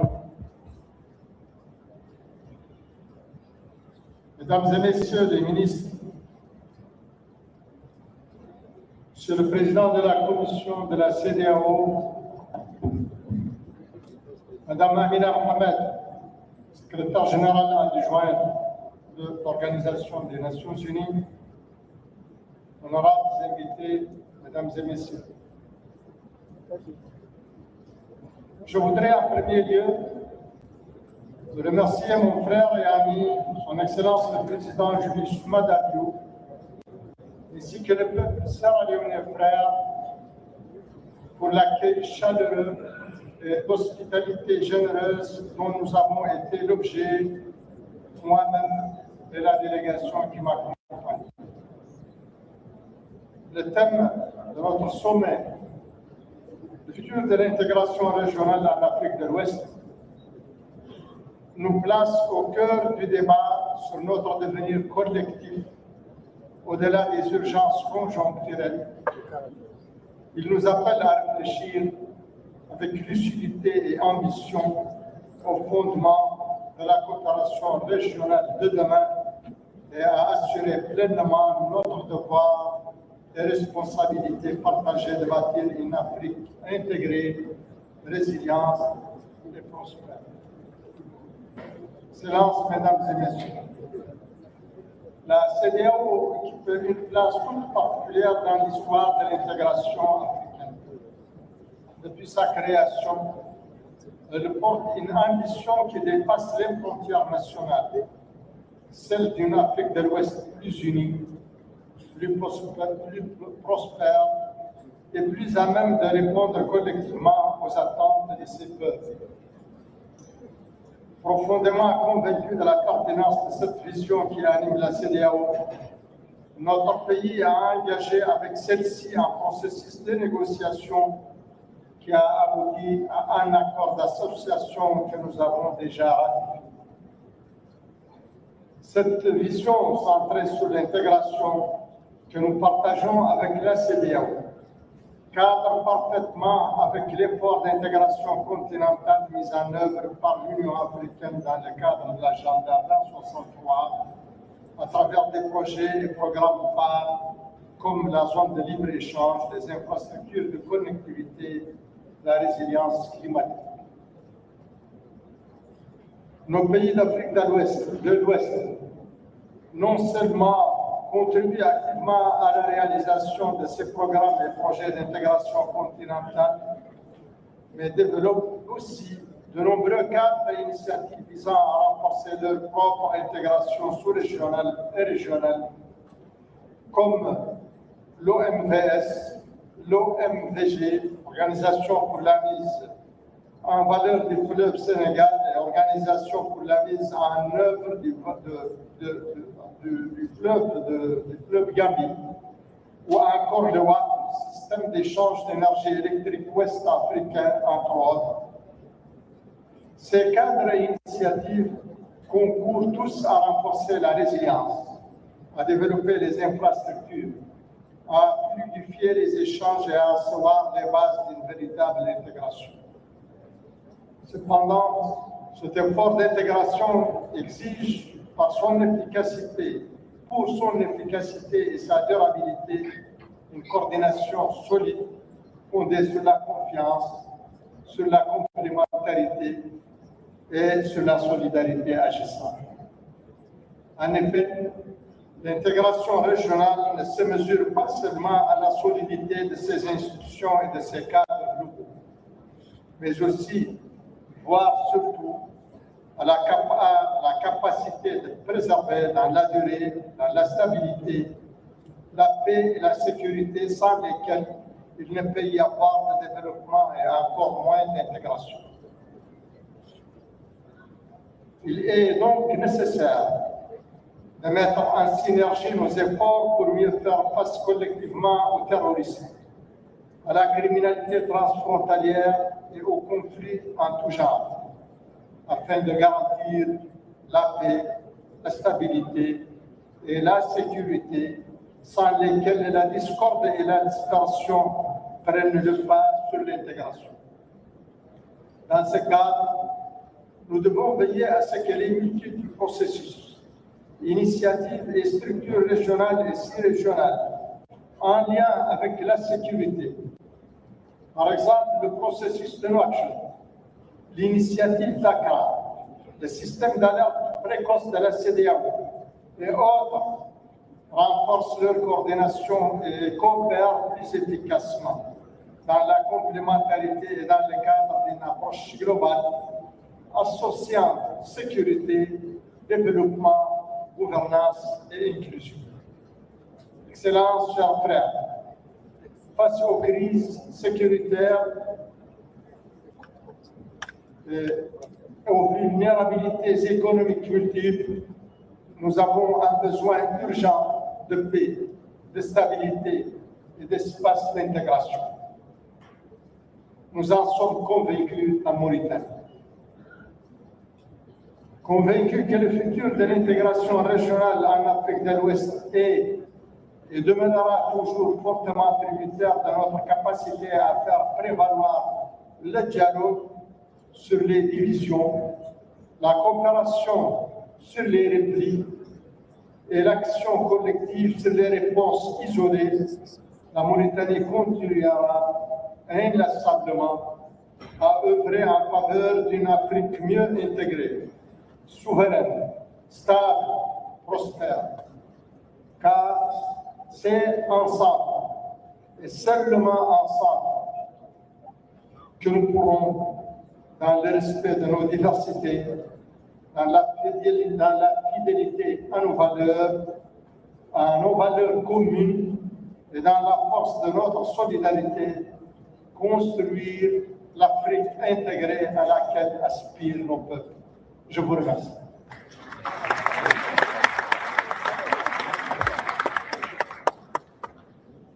Thank you very much, dear brother, for that intervention. We now move on to the Republic of Ghana. You have the floor.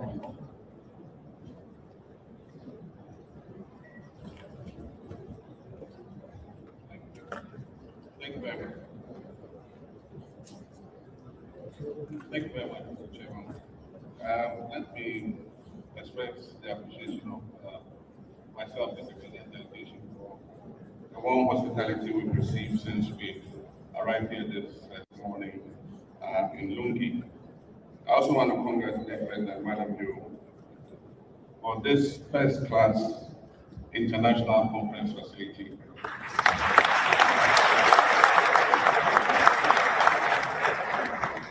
That is hosting this summit of the ECOWAS. I can assure you, it's a beautiful facility and it's a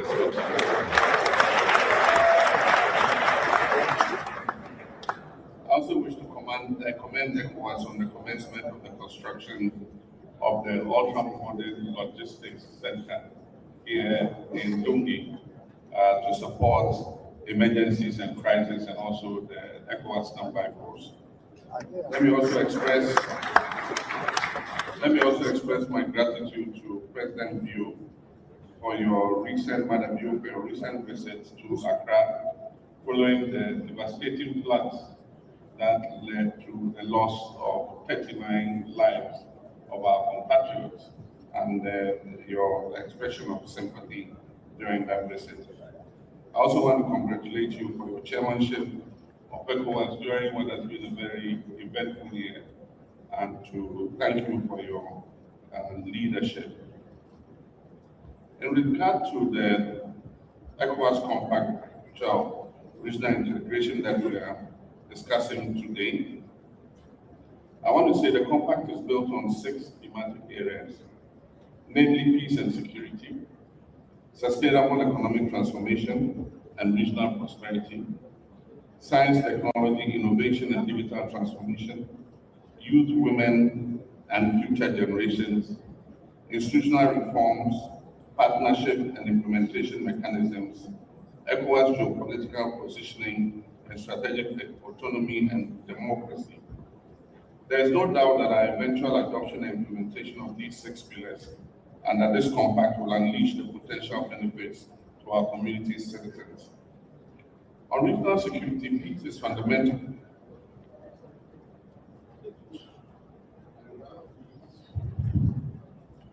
On regional security, peace is fundamental to the development of our sub-region, and without development will remain an illusion. The same can be said about sustainable economic transformation and regional prosperity, which will ensure that the region finds its rightful place among the Committee of Nations. We need therefore to confront the emerging threats of regional insecurity, notably terrorism, violent extremism, through concerted and collaborative efforts. This calls for continuous collaboration between ECOWAS, the AE, and other,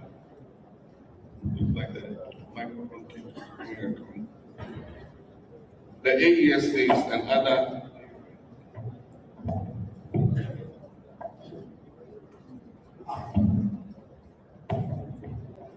Yeah, can hear me. Thank you. We must therefore continue to preserve channels of dialogue amongst all the countries of our sub-region, including AES states. Geography has made us neighbors. History has made us partners, and our future requires that we remain one West African family. Differences may arise, but they should never diminish our shared commitment to peace, cooperation, and the long-term prosperity of our people. Again, you also agree with me that in this rapidly changing world, no nation can advance or be competitive in the current global world without investing in science and technology. This is intrinsically linked to digital transformation and innovation, with the contribution of AI to e-commerce business driven by smart learning and production. We must also commit to the reforms of our institution to be effectively placed for the efficient delivery of services to the benefit of our community citizens. As regards youth, women, and future generations in the evolving integration process, we may not be able to achieve our objectives of holistic development if we fail to involve them in national decision-making processes. On democracy and good governance, there's a need for tangible dividends in our democratic governance that delivers empowerment, accountability, social inclusion, efficient public services, employment, and other basic needs of our citizens. Our citizens are tired of only being called out to vote every 4 or 5 years. They want to see the benefits of democracy, and it behoves on us, the leaders, to make that happen. The future of ECOWAS cannot be built exclusively within conference rooms. It must be built in our classrooms, on our farms, on our factories, our research institutions, our innovation hubs, our marketplaces, and our communities. As we consider the ECOWAS Compact for the future of regional integration, we must also be honest with ourselves. Over the past 5 decades, ECOWAS has adopted important treaties, protocols, and decisions that have significantly advanced regional integration. And so there's a need, therefore, for the effective implementation of all our decisions. As we chart the future direction of our community, we shall also be called upon to take important decisions regarding the leadership of the ECOWAS Commission. The appointment of a new president, a vice president, and commissioners comes at a pivotal moment in the life of our community. Their responsibilities will extend beyond just institutional administration. They will be expected to guide the implementation of the Compact, deepen regional integration, strengthen public confidence in ECOWAS, and respond effectively to the political, security, and economic challenges confronting our region. But permit me also, after talking about this compact, to address a matter of immediate concern to Ghana, Nigeria, and indeed the whole of our continent. Ghana is deeply concerned about the recent incidents of xenophobic attacks against our citizens in South Africa.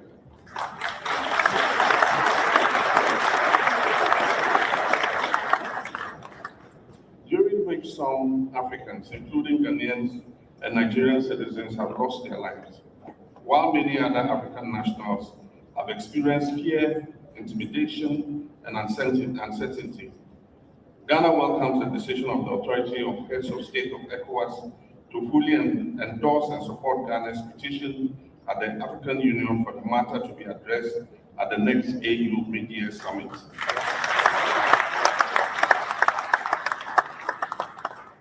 African liberation was achieved through solidarity across our borders. We must never permit that proud legacy to be weakened by intolerance by a small group of people. As I conclude, let me pay tribute to the outgoing leadership of the ECOWAS Commission, including the President, the Vice President, the Commissioners, Directors, and staff for their dedication, professionalism, and invaluable service to our community. Their efforts have contributed significantly to advancing our regional integration and strengthening the institution of ECOWAS. And it is my hope that the incoming management will work hard to build and consolidate on the gains made by their predecessors. I also commend the Council of Ministers for the commendable work undertaken over the past few days in preparing the important decisions and recommendations that have been put before us at this summit. Ghana remains steadfast in its commitment to the ideals of ECOWAS and stands ready to work with all other member states, the Commission, and our partners to advance peace, prosperity, and integration in our sub-region. I thank you for the opportunity.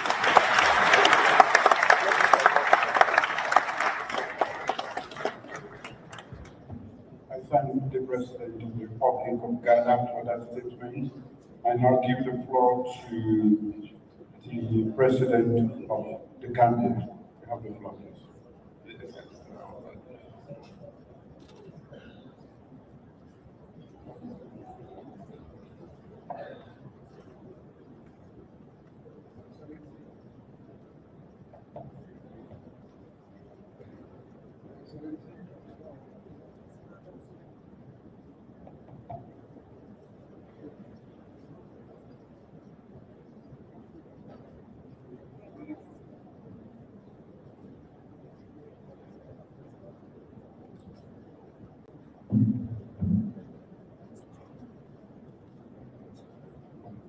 Excellency,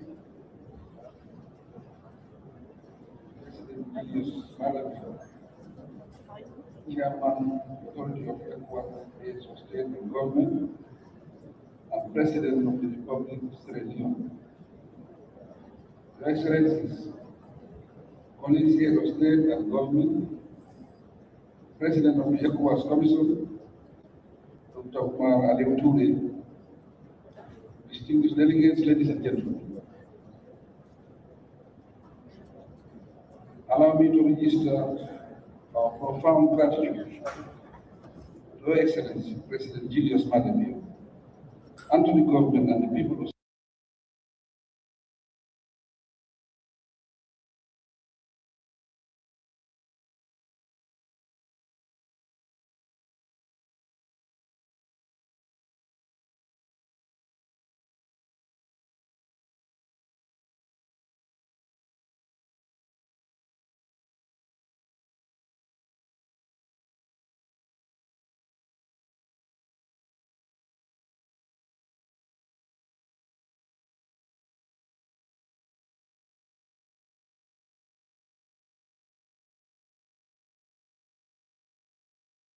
and his team on their delegation, and warm welcome the incoming president and the management team.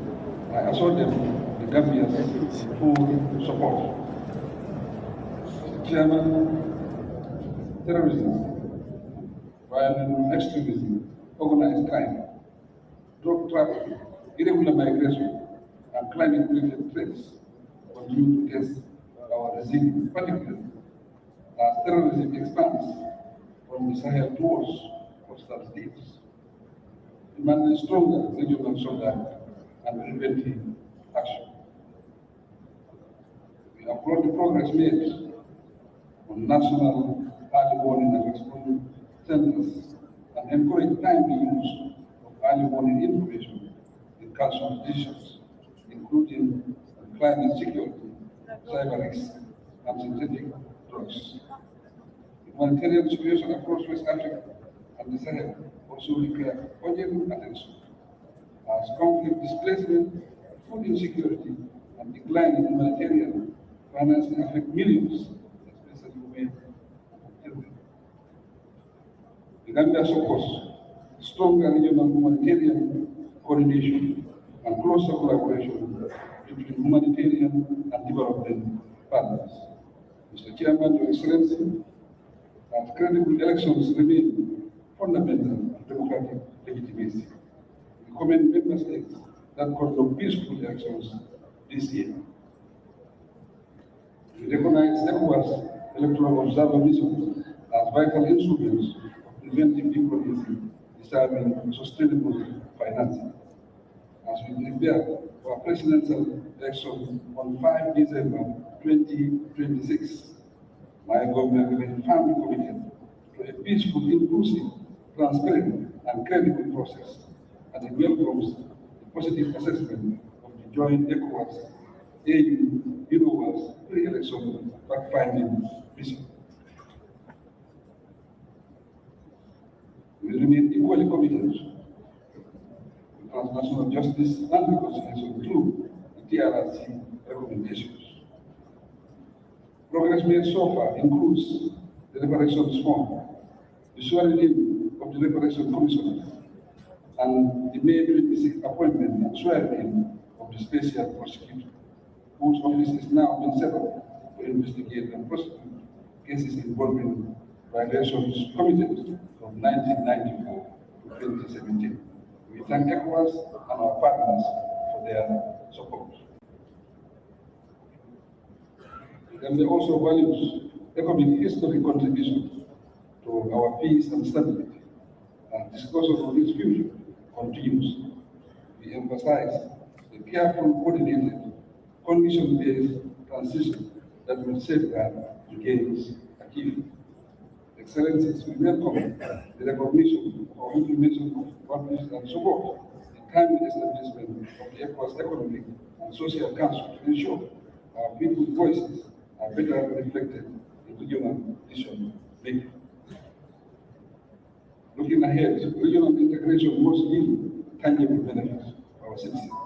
The Gambia welcomes the ECOWAS Compact for the future of regional integration and the vision of an ECOWAS of peoples for deliver clear timelines, measurable targets, and strong member states policy. We also welcome the Lungi Declaration commitment to the Compact and affirm our resolve to move from aspirations to implementation, leaving no one behind. Ultimately, the future of ECOWAS lies in moving from an ECOWAS of states to an ECOWAS of the people. The compact of the future of regional integration and the Lungi Declaration commitment gives us the framework what remains in the commitment of implemented. We must set clear timelines, measurable targets, and honest accountability mechanisms so that this generations of leaders is judged not by the declaration we sign, but by the results our citizens can see and feel in their daily lives. Mr. Chairman, the challenges before us are complex, but history shows ECOWAS is stronger in solidarity. The Gambia remains committed to our ECOWAS institutions and member states for a peaceful, secure, democratic region. I thank you for your kind attention.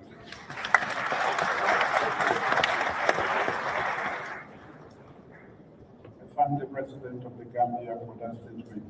I now give the floor to the President of Senegal.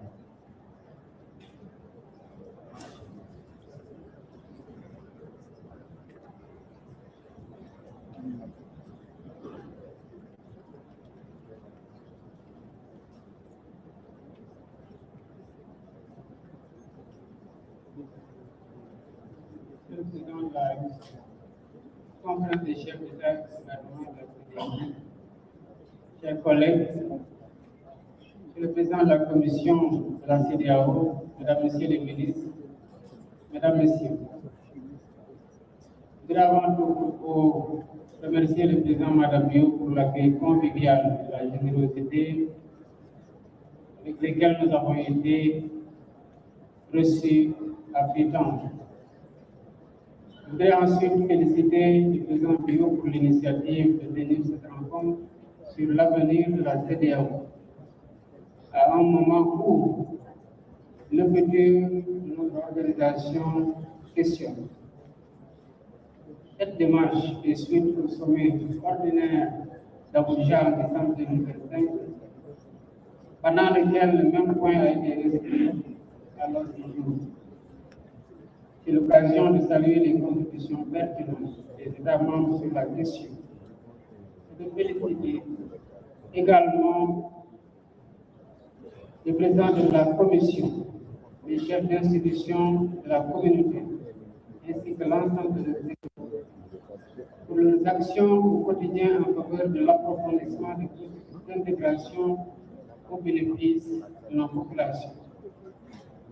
Toutefois, des efforts et sacrifices supplémentaires sont nécessaires pour que dans les années à venir, nos populations puissent vivre dans une région apaisée, sûre et prospère. Mesdames, Messieurs, durant l'année écoulée, la CEDEAO a célébré le 50e anniversaire de sa création. 5 décennies de coopération régionale, d'intégration économique et de progrès collectif en Afrique de l'Ouest. Il est indéniable que durant ce demi-siècle, des avancées significatives ont été réalisées dans plusieurs domaines, contribuant ainsi au bien-être des populations. Il est tout aussi évident que les programmes de la CEDEAO ont impulsé de multiples réalisations pour le développement économique de nos pays, au point d'ériger l'institution comme la communauté économique régionale la plus aboutie et la plus performante en Afrique. De nombreux acquis ont donc été enregistrés, mais n'en demeure pas moins que d'immenses défis interpellent aujourd'hui notre organisation et pourraient même menacer sa survie. En 2025, 3 de nos membres fondateurs nous ont quittés. Cette fracture fragilise davantage notre région, déjà en proie de difficultés de tous ordres. En effet, la situation sécuritaire dans la région du Sahel reste préoccupante. Elle fait peser une menace réelle sur tous nos États. Les groupes terroristes qui essaiment dans la zone ont clairement ambition de s'en prendre aux légitimités institutionnelles étatiques. En même temps, l'extrémisme violent, la cybercriminalité transfrontalière, la cybercriminalité et la la criminalité transfrontalière organisée et les trafics illicites en tout genre constituent de véritables fléaux qui compromettent la sécurité et la stabilité de la région. Nos assises d'aujourd'hui se tiennent donc à un moment où les menaces sont plus nombreuses, plus pressantes, plus complexes et exacerbées par un contexte mondial défavorable. Alors, que devons-nous faire pour inverser la tendance? À mon avis, il faudra de larges consultations avec toutes les forces vives de la région et des débats profonds sur les actions à mener pour instaurer une paix et une sécurité durable en Afrique de l'Ouest. Impulser un développement socio-économique inclusif afin d'offrir à nos populations une CEDEAO rénovée qui leur apporte prospérité et bien-être conformément à la vision des pères fondateurs.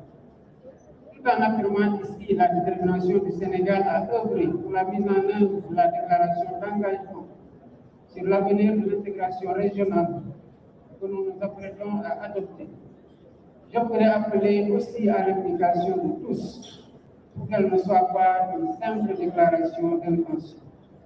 Pour cela, nous devrions nous assurer que le pacte qui l'accompagne fasse l'objet d'un compromis dynamique et d'une appropriation plus large afin d'éviter les incompréhensions pouvant entraver sa mise en œuvre. Nous projeter sur l'avenir nous commande de veiller à préserver l'unité et la solidarité au sein de la région. La concertation doit être permanente, les moyens mutualisés et les actions unies. Nous devons également affirmer avec vigueur notre attachement à nos principes et valeurs en matière de démocratie, d'état de droit et de bonne gouvernance, gage de la paix et de la stabilité au sein de la région. Il nous faut agir vite pour indiquer les différentes menaces sécuritaires, grâce notamment à l'opérationnalisation de la brigade régionale de la force africaine en attente et l'activation de la force régionale contre le terrorisme. La réalisation de cet objectif nécessite une plus grande autonomie financière, ce qui doit nous obliger à honorer nos engagements au titre du prélèvement communautaire. En outre, il nous faudra renforcer la gouvernance de nos institutions communautaires pour plus d'efficacité et d'efficience dans la réalisation des objectifs de la région. Il s'agira d'avoir des standards de fonctionnement plus efficients, mais surtout une architecture institutionnelle plus stable et mieux articulée à l'état d'avancement de l'intégration. Au-delà de ces urgences, notre action devrait être orientée vers la concrétisation des programmes communautaires dans les domaines de l'agriculture, de l'industrie, de l'énergie et des infrastructures pour accélérer l'intégration économique et commerciale. Chers collègues, nous devons redonner de l'espoir à nos populations, en particulier la jeunesse, qui constitue l'avenir de notre communauté. Le seul moyen d'y parvenir est pour nous de réformer l'organisation et de respecter les textes que nous adoptons. Cela est même le fondement de la crédibilité de notre organisation. Je vous remercie de votre attention.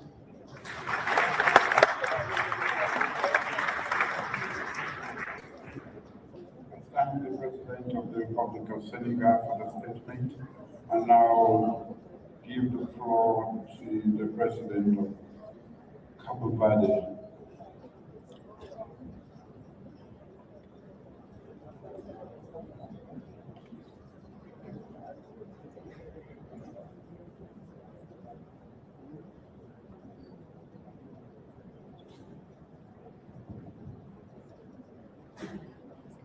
Presidente da CEDEAO e Presidente da CEDEAO, senhoras e senhores chefes de Estado e de Governo aqui presentes, minhas senhoras e meus senhores, queríamos em primeiro lugar felicitar o Presidente Diogo pela sua liderança. Na verdade, temos entre mãos um documento extraordinariamente importante para o futuro da nossa organização, visando a sua transformação efetiva numa comunidade de povos. Cabo Verde dá todo o seu apoio a este pacto da CDAO para o futuro da integração regional. Consideramos muito importantes os pilares aprovados, desde a transformação econômica sustentável e prosperidade regional, à questão da paz, segurança, estabilidade e governação democrática. Pensamos que o futuro da CDAO passa por uma forte aposta na inclusividade das nossas instituições económicas e políticas. Se apostarmos nas instituições, em programas sustentáveis de desenvolvimento, tendo no centro a dignidade da pessoa humana, estaremos a abrir caminhos, não só para responder aos desafios da atualidade, mas também para responder aos anseios, às aspirações e aos sentimentos das novas gerações. Na verdade, o desenvolvimento de hoje também é uma aposta clara na paz, na segurança e na estabilidade da nossa região. Destaco também a forte aposta na autonomia estratégica da CDAO. Considerarmos o nosso posicionamento geopolítico nos tempos de hoje e afirmarmos a CDAO como um ator político relevante, não só na nossa região, mas também no nosso continente e no plano global. Há uma questão que eu gostaria de destacar, é a solidariedade intergeracional. Na verdade, o mundo de hoje está marcado pela imediaticidade das decisões e pelo curto-prazismo. A nossa comunidade deve, doravante, apostar claramente em políticas de médio e longo prazo, numa perspectiva visionária e estratégica para responder aos desafios das novas gerações. Uma outra questão que eu gostaria de destacar refere-se ao artigo 68 do Tratado Revisto. Na verdade, o Tratado propõe que os Estados encravados e os Estados insulares devem ter um tratamento especial. Os 13 Estados encravados, Mali, Burkina Faso e Níger, já deixaram a organização e constituíram a Aliança dos Estados do Sahel.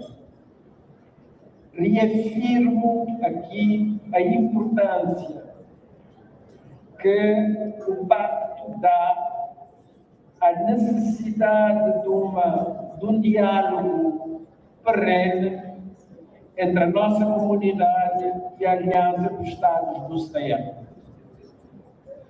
É fundamental manter o diálogo e criar as condições para uma forte reaproximação da comunidade aos Estados da Aliança do Sahel. E é importante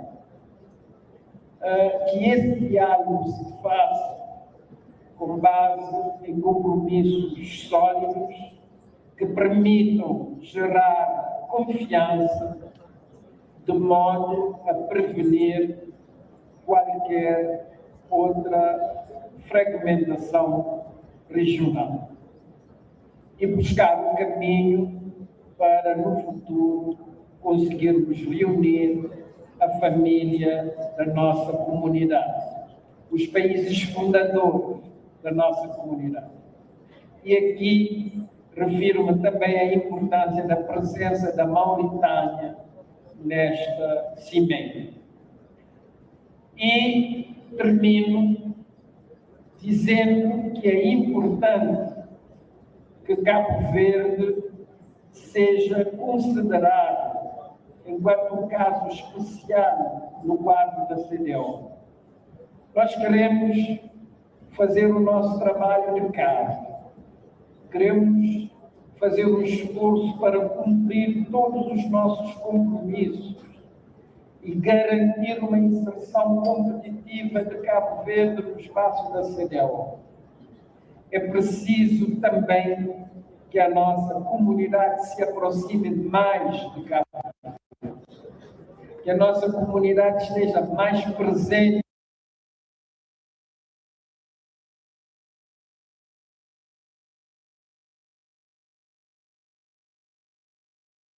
em toda a sua dimensão. Por isso, penso que devemos aprofundar os estudos de modo a efetivamente garantir um tratamento especial a Cabo Verde enquanto um pequeno estado insular e uma região periférica da CDAO e criarmos mecanismos que permitam, de uma forma efetiva, garantir essa inserção competitiva e permitir que os cabo-verdianos também sintam as vantagens de estar presente nesta comunidade. Muito obrigado, Sr. Presidente.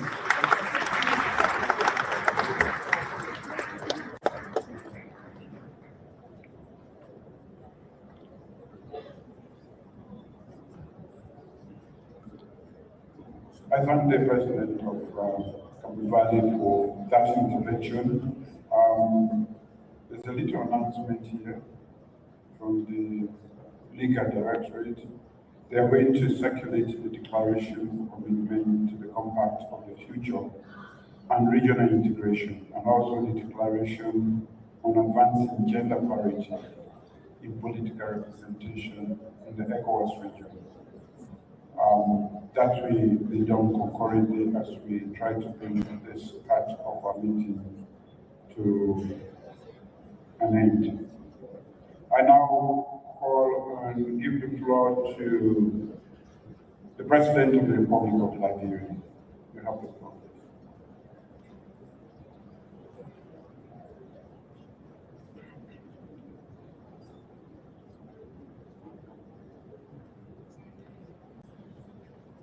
Thank you, Mr. Chairman. Nancy, you have a view, Chair of ECOWAS Authority, and State and Government, Your Excellency and President of ECOWAS Nation, distinguished delegates, ladies and gentlemen. I wish to begin by expressing my sincere appreciation to my brother, His Excellency Julian Maraville, the government and people of the Republic of through my delegation, my congregation, Australian separate hosting both the summit of the future of regional integration in West Africa and the 69th ordinary session ECOWAS Authority of Head of State and Government. These meetings come at a defining moment for our community as we chart course with one of the stronger and more united Republic. Let me add that the facilities are exceptional. Thank you. As President Bureau concludes its tenure as chair of ECOWAS Authority of Head of State and Government, Liberia commends him for his steadfast leadership and commitment to advancing the regional dialogue, peace, and cooperation during a particularly consequential period for our community. We thank him for his service and wish him continued success as he continues to champion the cause of regional integration. At the same time, we pay tribute to the outgoing President of ECOWAS Commission, Dr. Lungi, and the outgoing Vice President of ECOWAS Commission for their dedicated and exemplary service during one of the most challenging periods in the community. We thank Dr. Toure for his distinguished service and leadership during one of the most challenging periods. We particularly commend his efforts in steering the dialogue with Burkina Faso, Mali, and Niger following their withdrawal from ECOWAS. While difficult decisions were made, Liberia remains hopeful that these sister nations will one day return to a unified ECOWAS family. I also extend Liberia's warm congratulations to the Republic of Senegal, the presidency of ECOWAS Commission, and the Federal Republic of Nigeria on assuming the seat of the Commission. Liberia looks forward to working closely with them in advancing the ideals upon which ECOWAS was founded. His Excellency, today ECOWAS stands at a crossroads. Our region faces evolving security threats, democratic challenges, economic pressures, climate change, and rising expectations from our young people. These realities require us to act with purpose and strengthen the institutions that bind us together. Liberia therefore fully supports the compact for future of regional integration and recognizes the integration must move beyond aspiration to implementation. Our people must see the benefit of ECOWAS in their daily lives, not only through declarations adopted in conference hall, but through greater peace, increased trade, more employment opportunity, improved infrastructure, and stronger economic resilience. These priorities align closely with Liberia's agenda for inclusive development. In this regard, Liberia warmly welcomes the signing of the Intergovernmental Agreement establishing the Africa Atlantic Gas Pipeline. This is far more than an energy project. It represents a transformative investment in our collective future. It demonstrates what is possible when African nations choose cooperation over fragmentation. However, infrastructure alone will not unlock the full potential of our community. We must also remove the barriers that continue to impede our free movement of goods and services and people. We should work collectively to eliminate unnecessary levies, reduce non-tariff barriers, simplify border procedures, and create a truly integrated regional market and citizens.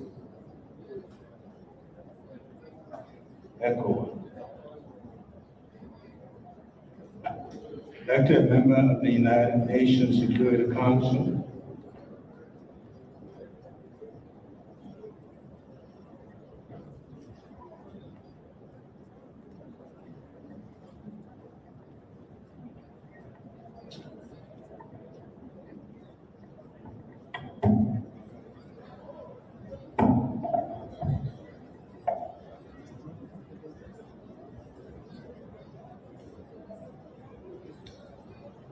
as a newly elected member of the United Nations Security Council, Liberia remains committed to advancing the priorities of ECOWAS and Africa on the global stage.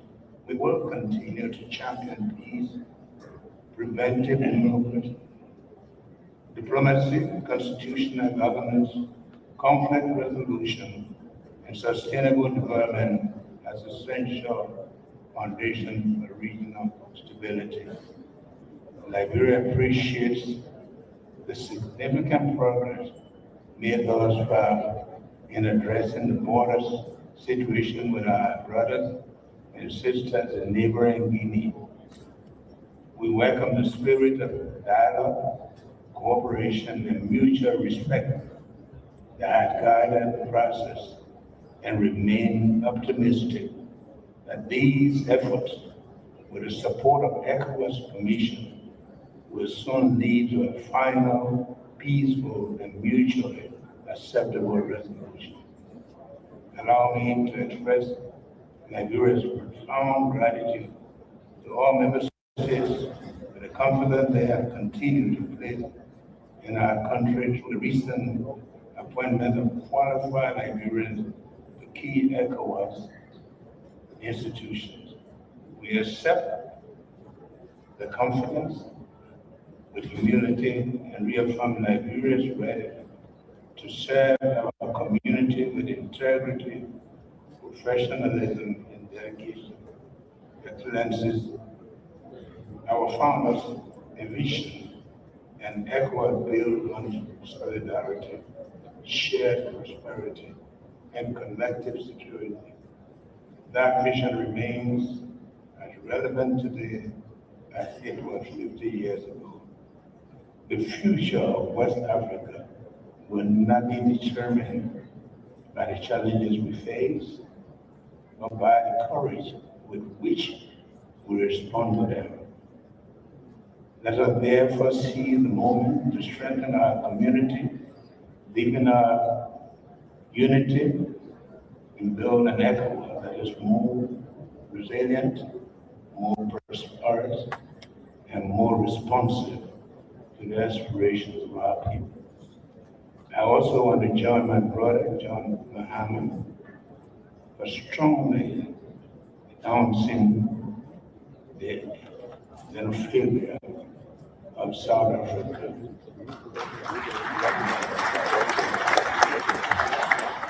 Together, let us ensure that future generations inherit not a divided region, but a stronger, more integrated, and more peaceful West Africa and a united Africa.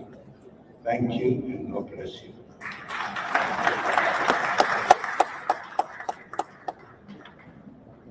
I thank the President of the Republic of Nigeria for that statement, and I'll give the floor to His Excellency the Vice President of the Federal Republic of Nigeria. You have the floor, please.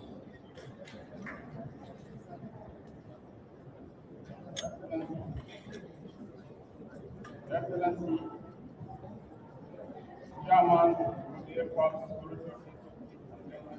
President Julius Maada Bio, Your Excellencies and dear colleagues, heads of state and government, Your Excellencies, the President of the ECOWAS Commission, Dr. Omar Ali Toure, distinguished special guests, ladies and gentlemen.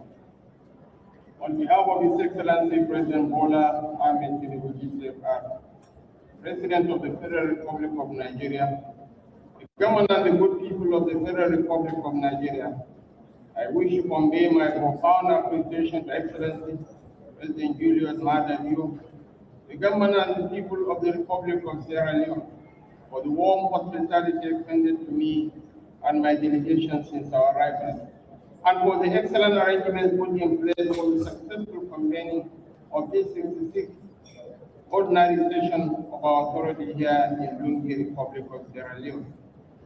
I also wish to congratulate Your Excellency on the successful commissioning of the Julius Maada Bio International Conference Center, which stands as both a remarkable national achievement for the people of Sierra Leone and a lasting contribution to regional diplomacy. It is particularly fitting that this session of our authority is the first international gathering to be held in this impressive facility. I am confident that this center will serve as an enduring platform for consensus building and collective action in advancing peace, regional integration, and sustainable development across our community. Your Excellencies, I wish to commend the ECOWAS Commission, as well as all the relevant stakeholders for the successful development of the ECOWAS Compact for the Future of Regional Integration. This forward-looking document reflects the collective aspirations of the peoples of West Africa. It further demonstrates the Commission's strategic foresight in articulating a practical roadmap that responds to contemporary regional realities while remaining anchored in the founding principles of our community. Nigeria reaffirms its unwavering commitment to the Compact, which represents a significant milestone in our regional integration journey. It reflects the collective resolve of our member states to renew the ideals of ECOWAS, strengthen regional solidarity, and build a more resilient, prosperous, peaceful, and people-centered community, capable of meeting the aspirations of its over 400 million citizens. The Compact is fully aligned with the aspirations of ECOWAS Vision 2050 and provides a practical framework for advancing a more inclusive and integrated community. Furthermore, it reinforces our shared commitment to rebuilding trust between citizens and public institutions, ensuring that regional integration remains resilient and relevant in the face of evolving geopolitical realities. By extending our collective vision towards 2075, we further advance our resolve to transit from an ECOWAS of states to an ECOWAS of the people. As the largest economy and one of the key founding members of the regional economic community, Nigeria remains steadfast in its historic responsibility to continue the promotion of regional unity, peace, economic integration, and democratic governance. Nigeria will continue to work closely with member states and all stakeholders to ensure the effective implementation of the Compact and the realization of its six strategic pillars. Sustainable regional prosperity requires deeper economic integration, expanded trade, industrialization, tourism, investment in regional value chains, improved infrastructure connectivity, and strengthened food security.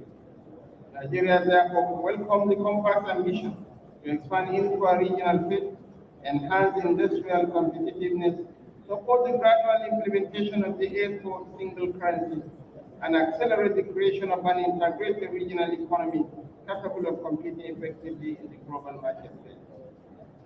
Nigeria remains committed to initiatives that remove trade barriers, improve cross-border infrastructure, facilitate the free movement of persons, goods, and services, and create an enabling environment for businesses, entrepreneurs, and investors to thrive across West Africa. On peace, security, and democratic governance, Nigeria reaffirms that sustainable development cannot be achieved in an environment of insecurity and instability. Nigeria remains firmly committed to the principles enshrined in the ECOWAS Protocol on democracy and good governance and other regional frameworks. Nigeria supports the Compact's commitment to constitutional governance, the rule of law, respect for human rights, and zero tolerance for unconstitutional changes of government. I am to add that beyond adventurism, the most effective tool against unconstitutional Slay with my hair, trust expression, cause it makes me is to also enthrone good governance that delivers more tangible benefits to our citizens. We must also avoid the temptation to tamper with the constitutional term limits or exploit constitutional processes. Also, Nigeria remains committed to the setting up of the counter-terrorism force and strengthening of the ECOWAS standby force in order to enhance counter-terrorism cooperation, intelligence sharing, joint security operations, and preventive diplomacy to safeguard peace and stability across our region. While recognizing the central role of technology in shaping the future of nations, Nigeria welcomes the compact emphasis on science, technology, innovation, and digital transformation. The establishment of the digital single market, regional frameworks on artificial intelligence, cybersecurity cooperation, digital infrastructure, and innovation ecosystems will unlock new opportunities for economic diversification, entrepreneurship, education, financial inclusion, and job creation, particularly for young people, while accelerating inclusive growth and positioning West Africa as a competitive player in the global digital economy. Nigeria remains the compact strong focus on empowering women and youth, who represent the greatest human resource management of our region. Nigeria remains dedicated to advancing gender equality, expanding opportunities for women in leadership and decision-making, investing in education and skills development, supporting youth entrepreneurship, and ensuring that young people are active participants in shaping the future of West Africa. On institutional reforms, Nigeria wishes to underscore that strong ECOWAS institutions, supported by sustainable financing, transparency, accountability, efficiency, and merit-based governance are essential to restoring public confidence and ensuring that the community delivers tangible benefits to its citizens. We must therefore remain focused on strengthening our institutions, improving implementation capacity, and translating regional decisions into measurable outcomes that positively impact the lives of our people. Nigeria recognizes the evolving global geopolitical landscape and the complex region of ECOWAS as a more cohesive, influential, and strategically autonomous regional actor. In an increasingly multipolar world, West Africa must be with one voice in advancing its collective interests, safeguarding its sovereignty, and building partnerships anchored on mutual respect, equality, and shared prosperity. We acknowledge that recent developments have tested the cohesion and resilience of our community. Nigeria remains firmly committed to dialogue, solidarity, and constructive engagement, especially with the AES nation, as the foundation for preserving the unity, relevance, and future of ECOWAS. We must renew our collective determination to strengthen regional integration and ensure that our community remains responsive to the aspirations and needs of our people. On Afrophobic attacks in South Africa, I wish to join Ghana in strongly condemning the Afrophobic attacks on the citizens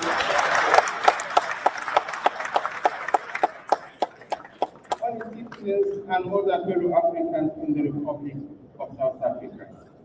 As already mentioned by His Excellency the President of Ghana, ECOWAS will present this matter before the next meeting of the Authority of African Union to send a clear message that this type of intolerance is unacceptable. South Africa should be reminded, while we tread the path of moderation, South Africa needs to be reminded that the freedom the country currently enjoys is due to the liberation efforts of African countries. Elections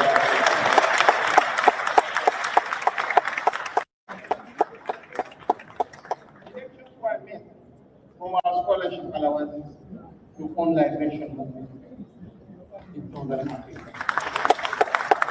They should like to know where their problem lies. Their problem does not lie with fellow Africans who are there to defend their freedom.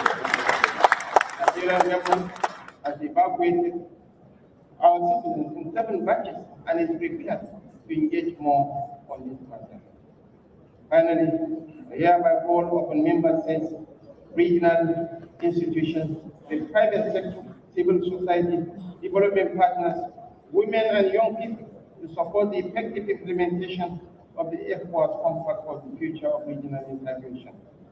The Compact provides a roadmap to strengthen regional unity, restore public trust, and build a more resilient and people-centered ECOWAS capable of effectively addressing current and future challenges.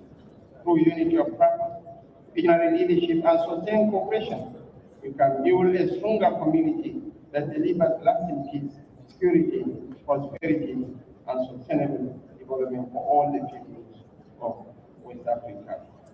Finally, Your Excellency, on a lighter note, Alhaji Aliko is on ground.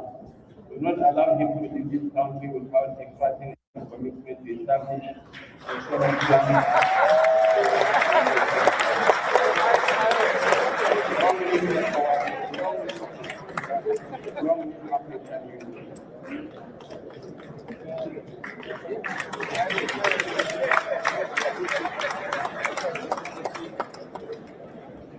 I thank the Honorable Vice President of the Federal Republic of Nigeria for that statement, and I give the floor to the Vice President of Cote d'Ivoire.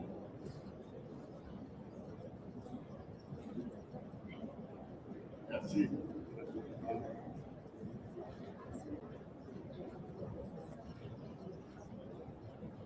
Before you comment, my dear brother, the next round of documents to be signed is the intergovernmental agreement concerning African Atlantic Gas Pipeline, the supplementary act on the protection of personal data. That will be circulated and signed.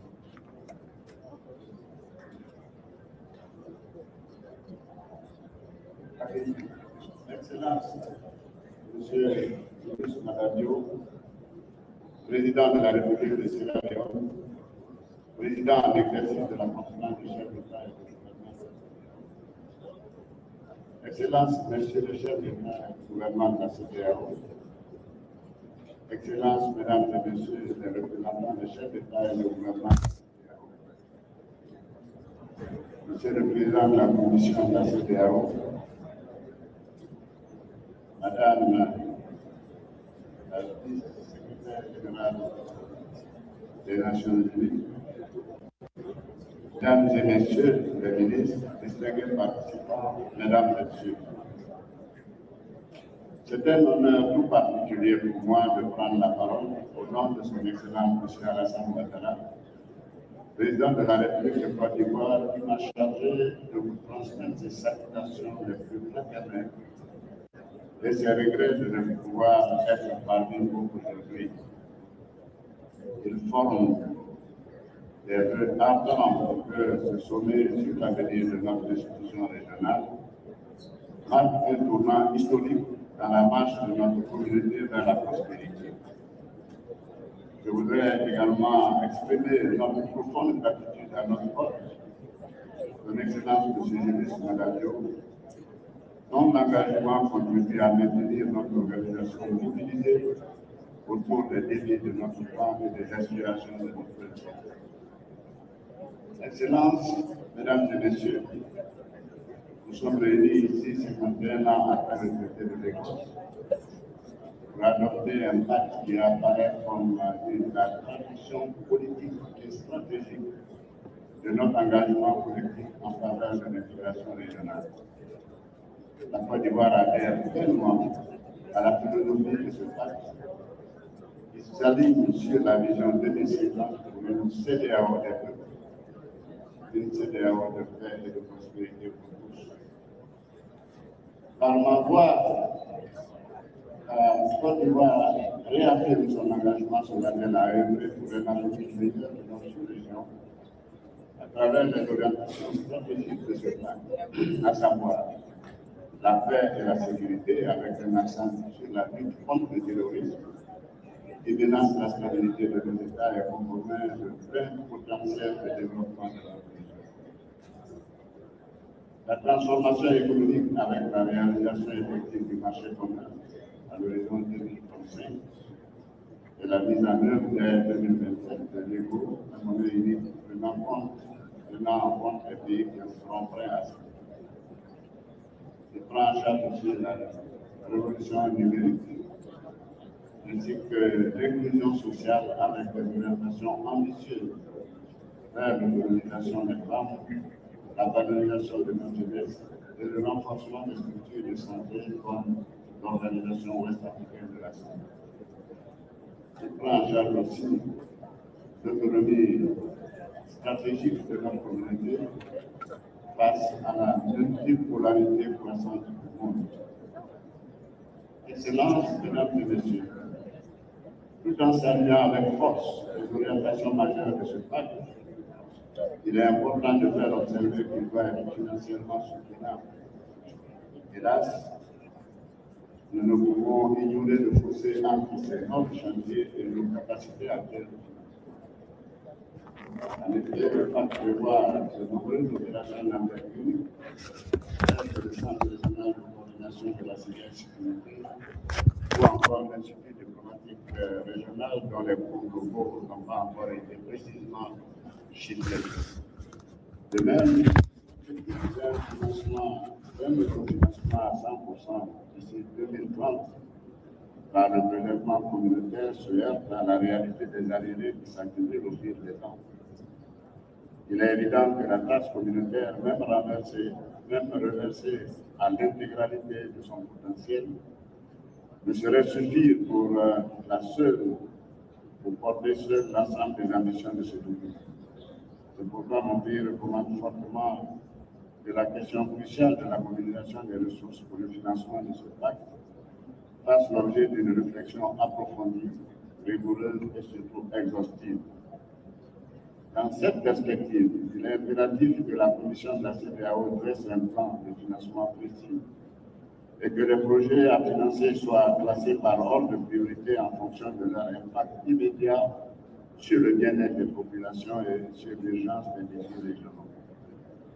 Monsieur le Président de la Conférence, Excellences, Mesdames et Messieurs les chefs d'État et de gouvernement, Excellences, Mesdames et Messieurs, ce pacte ne devrait pas être un simple catalogue de plus, mais un contrat de performance et de responsabilité commune dont la mise en œuvre devra se faire avec diligence et efficacité.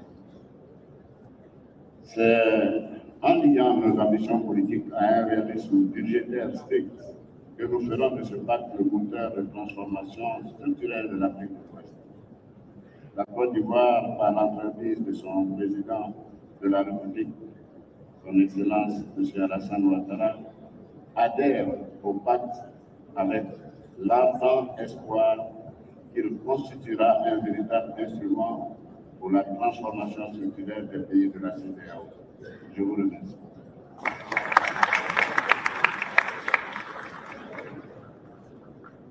I thank the Honorable Vice President of Cote d'Ivoire for that statement, and now invite the Deputy Secretary General of the United Nations. You have the floor, please. Thank you. Thank you.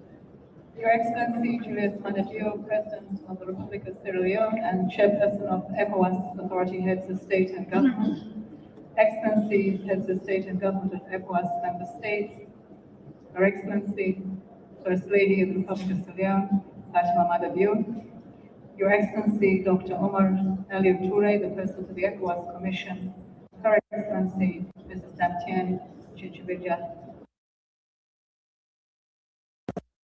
the Commission. Special guests, our Chair of the ECOWAS Business Council, former President of the Republic of Sierra Leone, His Excellency Ernest Bai Koroma, Your Excellency the President of the Islamic Republic of Mauritania, His Excellency Mohammed Ghazouani. It is a pleasure, distinguished ladies and gentlemen, an honor to be here today. Your Excellency President Bio, thank you for your leadership of ECOWAS at a moment when this community has been severely tested, and you have chosen the harder path, keeping the doors open and working to hold the region together. My brother President Toure, you and your team have kept ECOWAS moving through a period of extraordinary strain. You protected the institution while continuing to press it to deliver for the people it serves. This summit of the future and the regional pact illustrates this best. Congratulations. Your Excellency, Vice President, my sister, thank you for the leadership you continue to bring to the women of this region and the wider sustainable development agenda. And I'd like to congratulate the ECOWAS leadership on the signing of the presidential declaration on advancing gender parity in political representation in ECOWAS states. For our part, the United Nations is grateful for its close partnership with ECOWAS, carried forward every day through the leadership of the Special Representative to the Secretary General, Leonardo Santos Simão, UNOWAS, and our teams across the region. Excellency, this summit comes at a decisive moment for the region. African-led solutions are beginning to come to the fore under the leadership of the African Union and the chair of the AU Commission, His Excellency Mahmoud Ali Yusuf. So this is a historic opportunity. It also places an immense responsibility on the shoulders of every leader in this room. This is a moment of conviction about what Africa must secure for itself and what it must demand from the world. Excellencies, let me emphasize that est la condition de toutes les autres ambitions que nous posons pour l'avenir de l'Afrique. Retenir les armées n'a jamais été aussi odieuse pour le Sahel, pour l'État côtier, pour les réaliser l'agenda 2063. Les menaces terroristes s'étendent aujourd'hui du Sahel vers l'État côtier du Golfe du Guinée, à compte pays de la région de l'Afrique. Let me offer three reflections. The first, the solutions must be led by Africa, under the leadership of the African Union, and shaped by the countries of this region. Therefore, we salute and support all initiatives of ECOWAS and countries of the West African region and the Sahel are taking to work together to fight and defeat terrorism. The international community has an obligation to support these solutions in the way the region asks to be supported. Not to impose answers from the outside, nor to substitute its judgment for African leadership, but they should bring political, financial, and security support necessary to implement African decisions. The UN Security Council must clearly hear the voice of Africa and stand behind the solutions Africa is proposing. Excellency, no one hands the people their future. Amilcar Cabral, the intellectual and revolutionary, said to the West, no matter how hot the water from your well, it will not cook your rice. Support of the outside actors can warm the pot, but only Africa can make the meal. We have seen what it looks like in this region. There is new momentum for dialogue across political divides and across geography. Countries of the central Sahel and the coast are showing greater readiness to rebuild trust, reopen channels of communication, and cooperate in practical ways through initiatives and complement and find their anchor in the African Union. The appointment of Dr. Kouyaté, former Prime Minister of Guinea, former Executive Secretary of this very community, as ECOWAS chief negotiator of the Alliance of Sahel States, is one encouraging step. It is also welcoming to see the recent engagements by the AU Commission chairperson to rebuild engagement with the AES states through solidarity and cooperation on security, regional challenges, rather than isolation. Every door reopened is hope for the peoples of this region, and I commend all who work to reopen it in this room and beyond.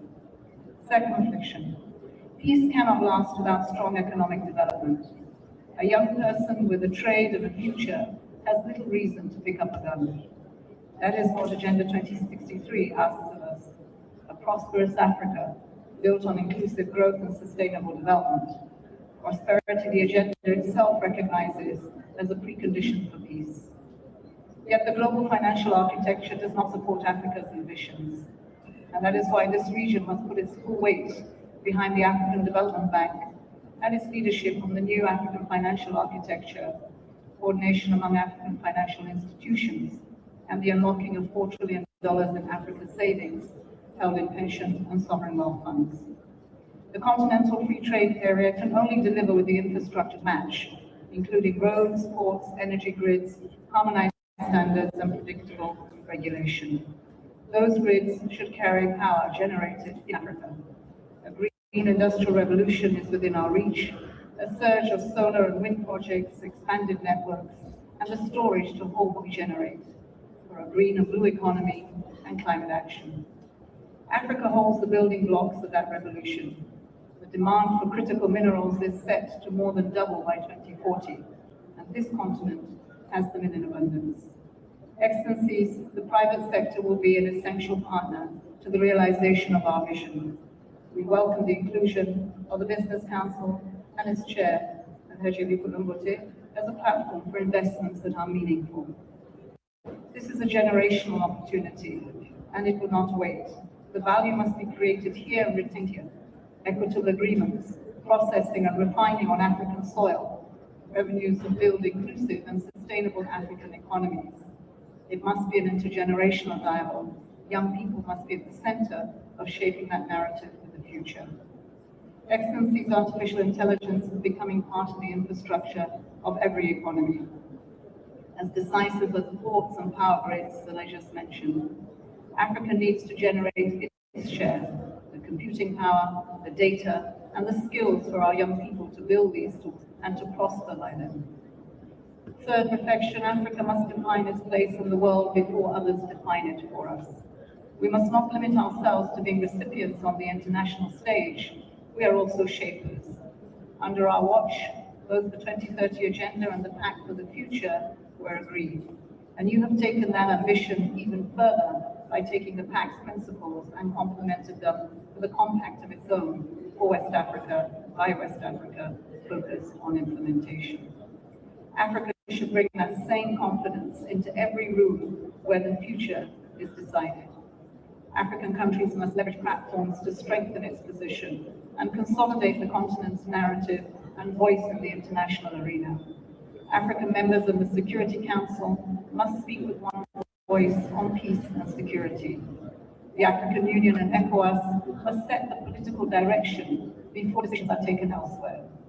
Our strength on the global stage must be built from the inside out. When national institutions and democracies answer to their people and earn their trust when they deliver, leaders speak for nations that stand behind them. That is the social contract, and it must be strengthened, as it was this year in the peaceful elections across our region. We should also define democracy and governance on our own terms, drawing boldly on our own values and traditions, and by showing that our democracies are no less committed to human rights than any other region. They are in our constitutions, they are in our laws, and Africa must be seen to deliver them in the lives of every African on the continent. Africa must also show the world that we have something to bring to that debate. Excellencies, these three convictions I detailed could ask for no better delivery vehicle than ECOWAS CEDAW. The reforms renewing this commission mean that every decision this authority takes is tracked until it's delivered, and every account is kept to the standards the world can verify by people held to the highest standards of conduct. Reforming an institution while it weathers its hardest test takes courage. This commission has shown it. Peace will ask the same courage of everyone in this room. Silencing the guns across Africa begins here, in West Africa. We meet on land that proves it can be done. Sierra Leone knew war and chose peace and built on it. What one nation did, a region can do. What this region does, a continent will follow. The United Nations will continue to accompany you, West Africa and the entire continent. Thank you.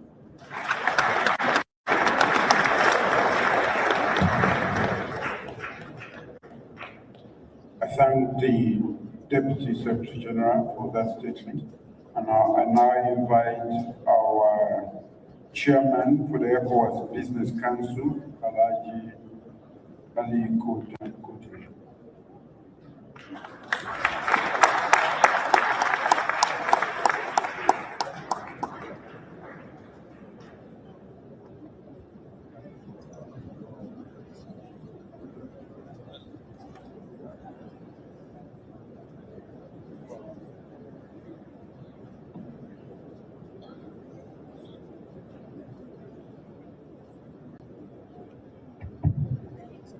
Thank you very much. Your Excellency, President Julius Maada Bio, President of the Republic of Sierra Leone and Chairman of the Authority of Heads of State, and government of ECOWAS, Your Excellencies, the heads of state and government, the President of the ECOWAS Commission, Honorable Ministers, His Excellency, former President of Sierra Leone, the Deputy Secretary General, my sister Amina Mohammed, GCON, distinguished ladies and gentlemen, I would also like to stand on the very established protocol. It is with profound honor that I address this 69th ordinary session of the Authority of Heads of State and Government of ECOWAS, both as a special guest and as chairman of the ECOWAS Business Council. I sincerely thank His Excellency President Julius Maada Bio, the government and people of Sierra Leone for the warm hospitality extended to us and also for hosting this August gathering. The summit comes at a decisive moment, given that ECOWAS has completed 50 years of existence. We are therefore not only commemorating the past, we are being called upon to make fundamental choices about the future.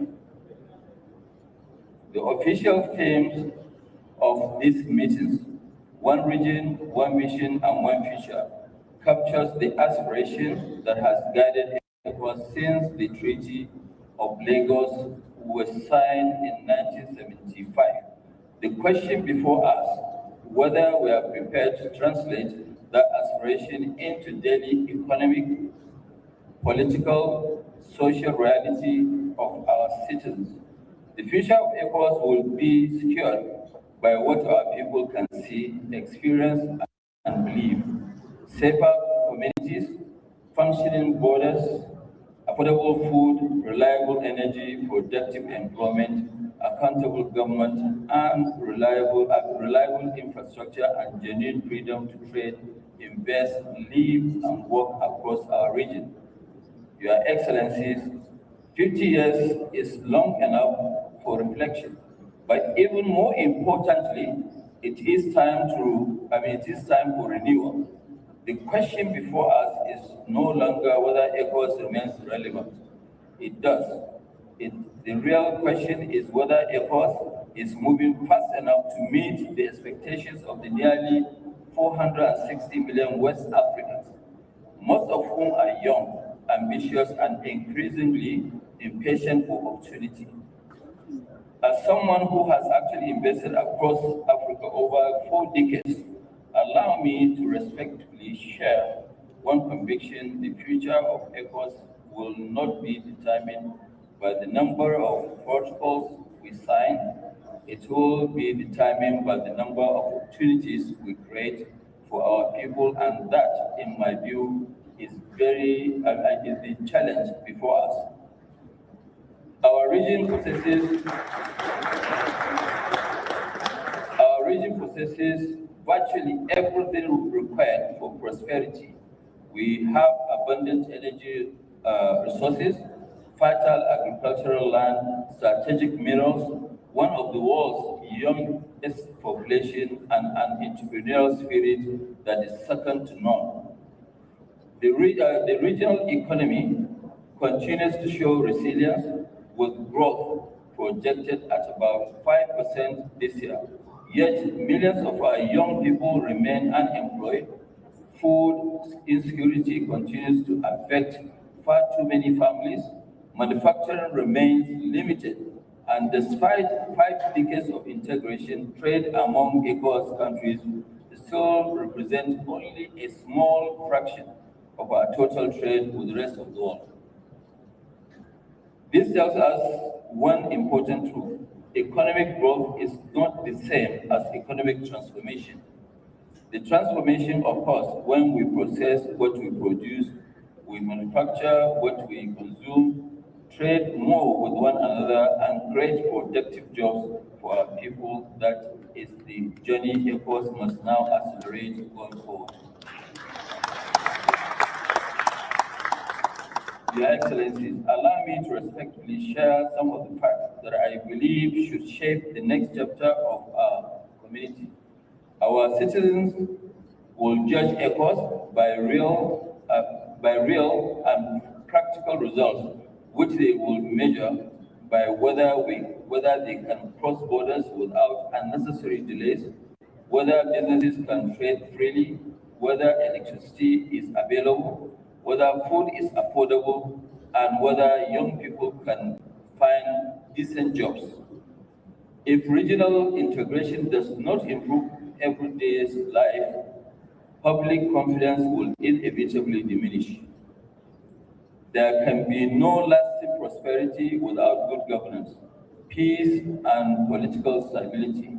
Military intervention may not be the sustainable path to development, but democratic governance must also continuously earn the confidence of citizens. Strong institutions, credible elections, respect for the rule of law, and accountable leadership remain the strongest foundation of sustainable economic development.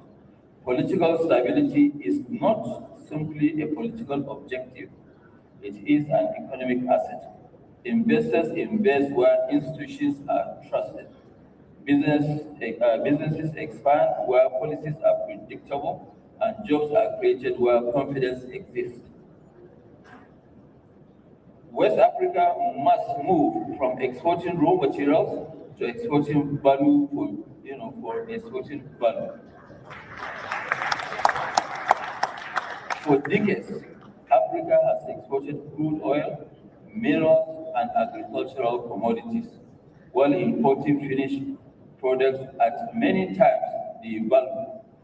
This singular act is responsible for exporting our jobs from our continent and also importing poverty into our continent. We must learn how to create jobs and also have prosperity. No region has ever become prosperous through that economic model. The future belongs to the region that manufacture, that process their own resources, that develop regional value chains, and build industries. Industrialization is the surest path to large-scale improvement, technological investment, and shared prosperity. Certainly, government cannot build this future alone.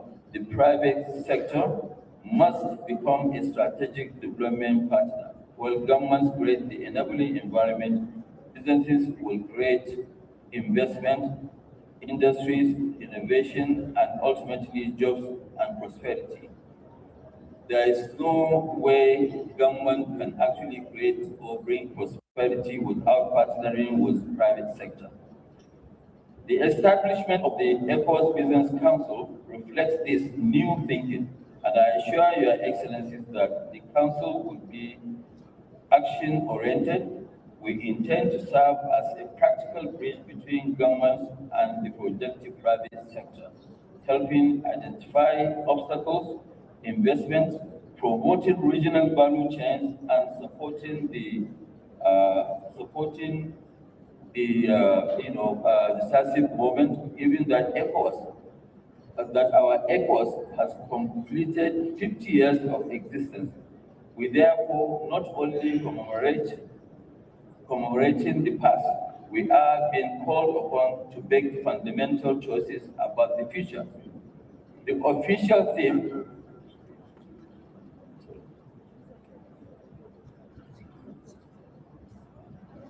Your Excellencies, I may respectfully suggest some priorities for the future. What I want to say here is that I would like to have the partnership of Your Excellencies so that we in the private sector will partner with you to create jobs and create prosperity.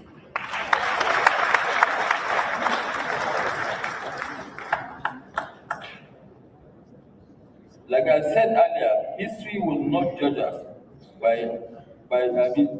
history will not judge us by other things, but only whether a young entrepreneur in Kano can easily sell goods to Dakar, whether a manufacturer in Ghana can source raw materials from Guinea without unnecessary barriers, whether a farmer in Sierra Leone can access regional markets, and whether an investor sees West Africa not as 12 or 15 separate economies, but as one integrated market and almost for 500 million people. That is the ECOWAS our citizens deserve. And as chairman of the ECOWAS Business Council, I pledge the full commitment of the organized private sector to work alongside governments to help make this vision a reality. The future of ECOWAS will be built on our factories, mechanized farms, functional classrooms, and the millions of hard-working West Africans whose aspirations should remain at the center of every decision we make. Let us therefore make the next 50 years an era of which West Africa finally fulfills its extraordinary promise. What I want to say is that my vice president actually challenged me that I should do something here. Of course, we have 10,000 megawatts that we would like to do within the ECOWAS countries, and any country has interest, we are ready to partner with you and create that power.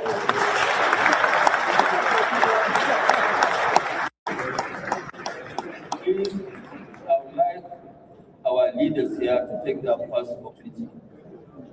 We want to make sure that our $46 billion investment between now and 2030, majority of it should be in West Africa. I would like to thank you for your attention. May God bless our heads of states and governments. May God bless ECOWAS and its people. Thank you so much for listening.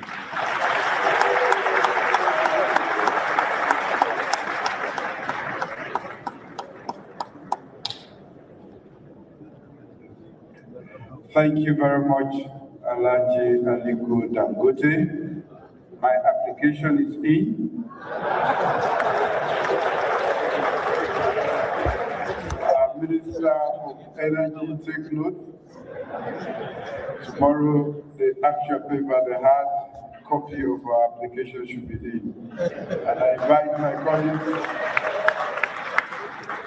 We are not going to let him off that hook. We are going to apply and get our power. Thank you very much, Aliko. Now I give the floor to the African Development Bank.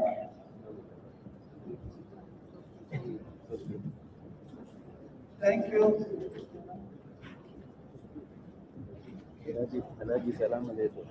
Our application is on the way. Yes, please.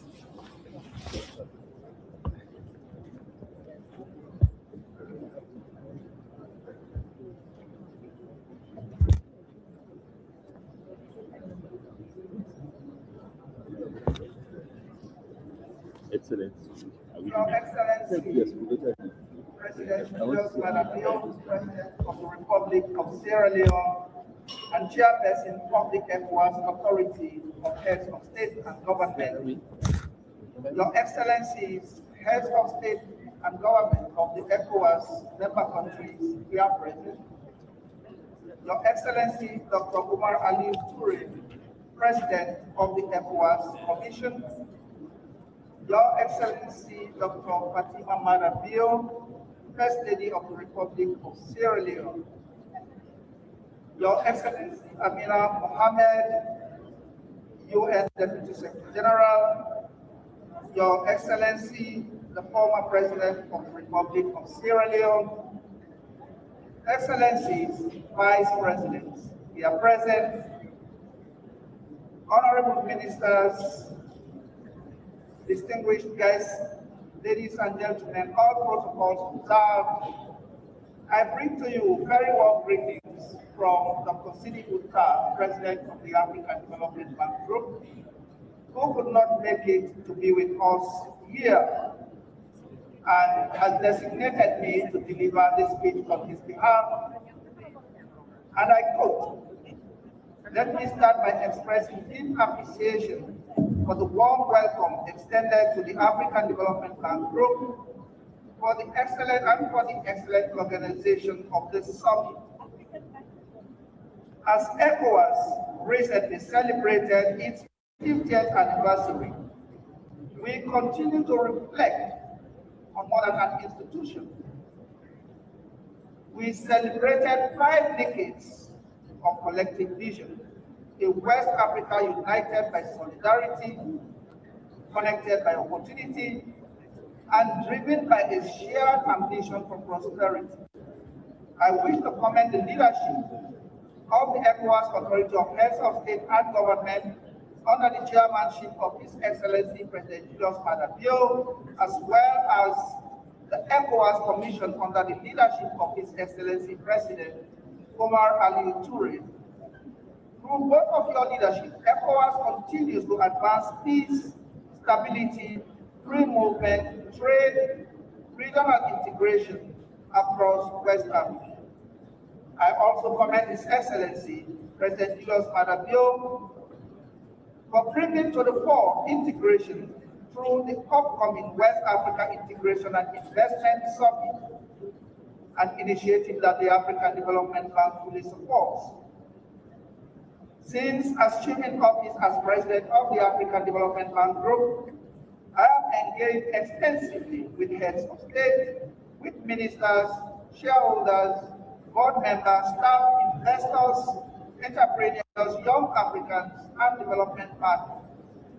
All across these conversations, one message consistently emerges: Africa's ambitions are growing faster than the financial architecture available to support them.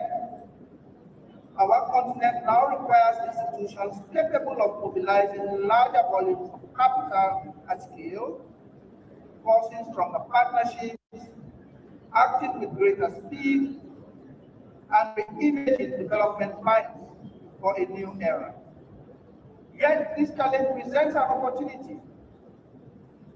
Africa accounts for nearly 80% of the world's population, 30% of its mineral resources, and over 60% of the uncultivated arable land. Despite these advantages, our share of global capital remains limited of global GDP at about 3%, even global trade. The central question before us, therefore, is no longer whether Africa has resources or potential. The question is whether we can translate those assets into productive investments, industrial capacity, jobs, value addition, and greater influence in the global economy. This is why this summit is so crucial. It comes at a time of geopolitical realignment, persistent supply chain disruption, growing inflationary pressure, and a more expensive global financial environment. Africa's resilience will increasingly depend on its capacity to act collectively, mobilize its own resources, and accelerate regional integration.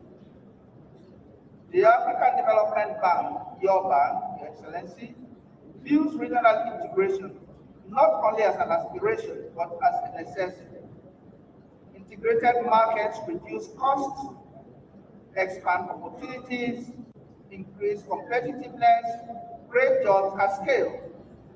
To unlock these gains, we must invest in trade-enabling infrastructure, industrial development, energy systems, logistics networks, digital connectivity, strong institutions, and the skills that empower women and young people to thrive across borders.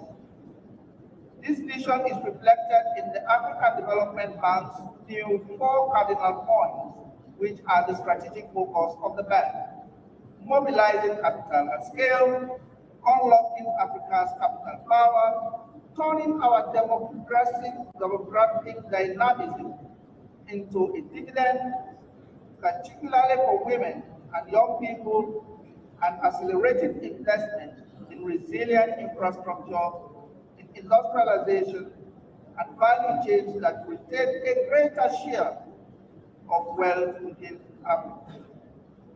To advance this objective, the bank's African member countries adopted the new African Financial Architecture for Development, or the NAFAD. This initiative is about making better use of the institutions that we already have, mobilizing domestic savings, deepening capital markets, reducing perceived investment risk, and transforming Africa's abundant liquidity into productive investment. We get this through applying principles of subsidiarity, complementarity, consolidation, and sustainability.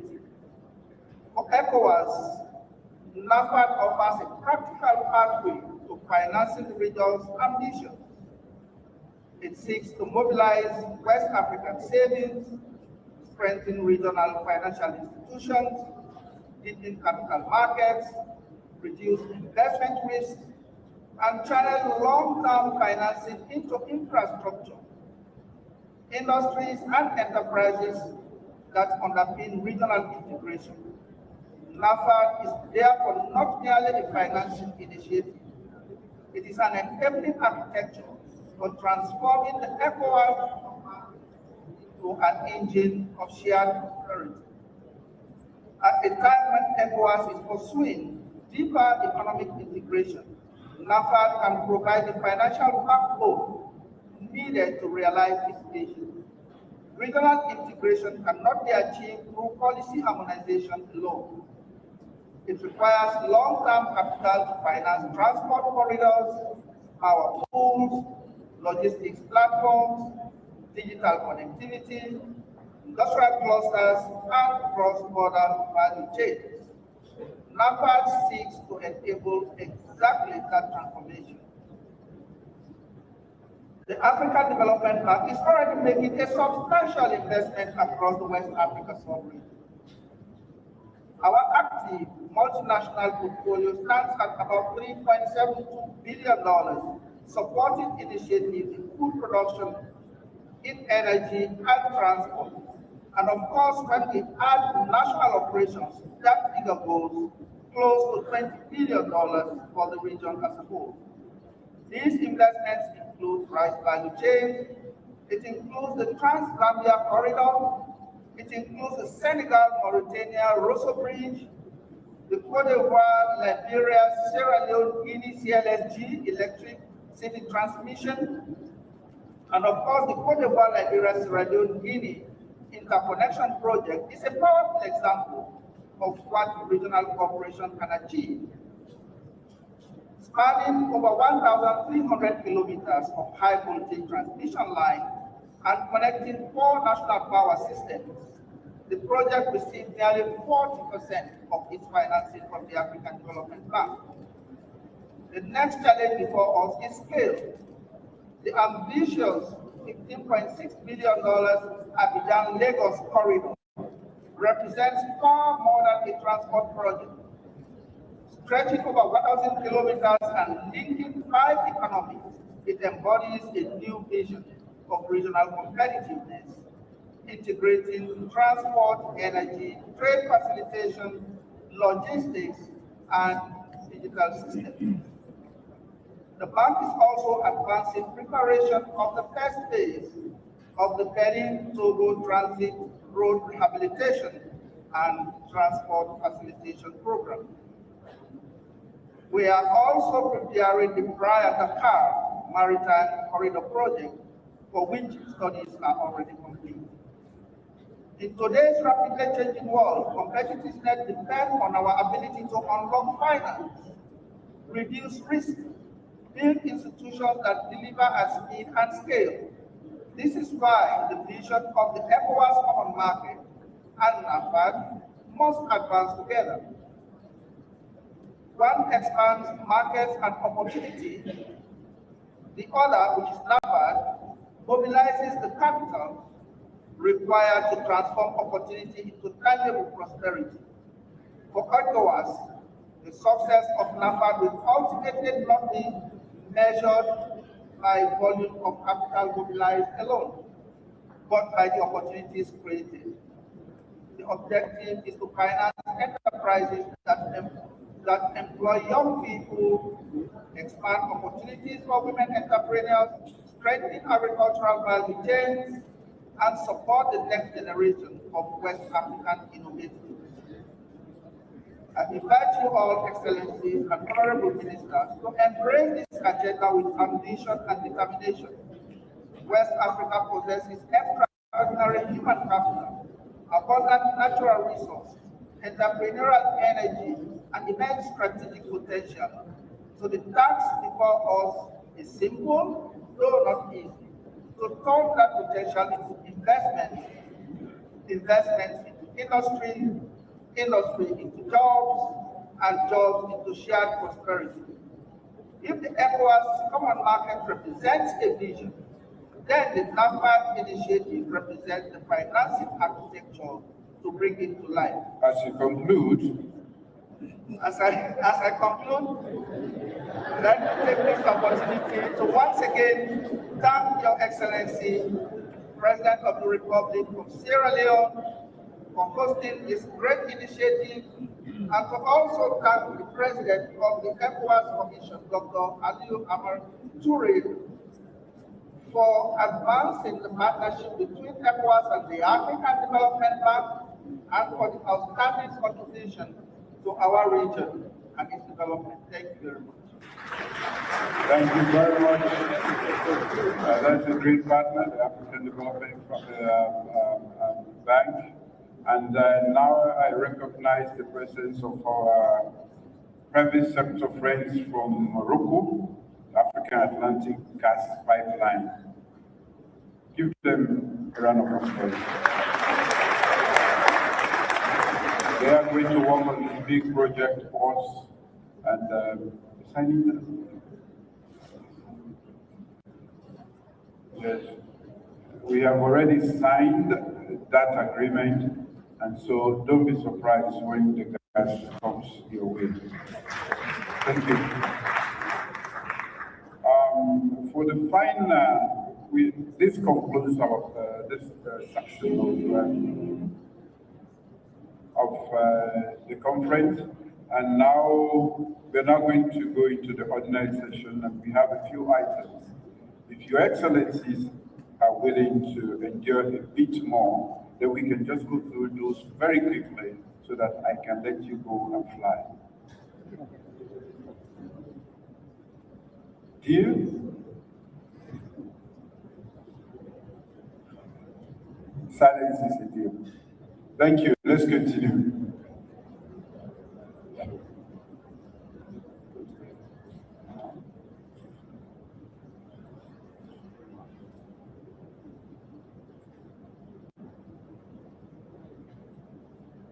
Okay, I will now call on the interim report on the state of the community, and that will be presented by Dr. Omar Aliou Toure.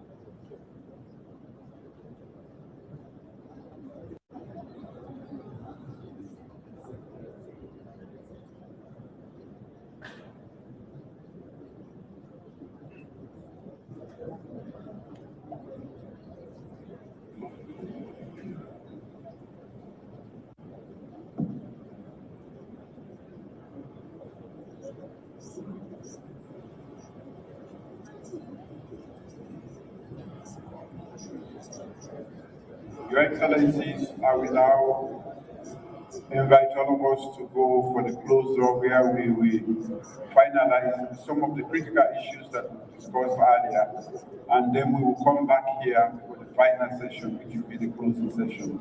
Thank you very much. Protocols take over.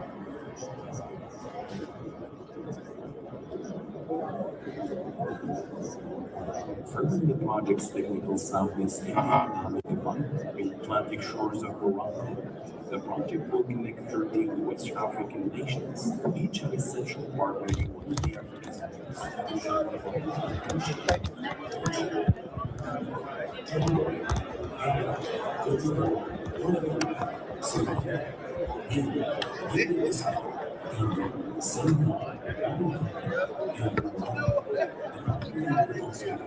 African countries of Burkina Faso, Niger, and Mali.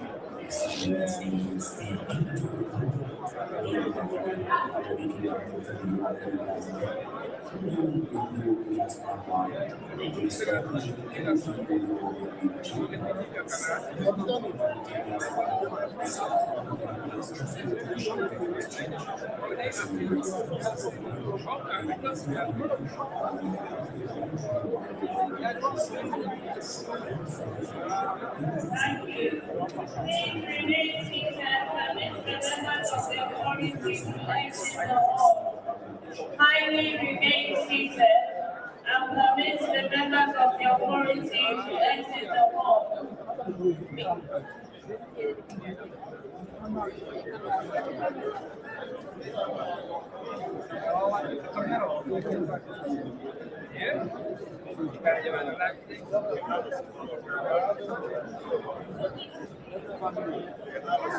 Please permit their excellencies to exit the hall.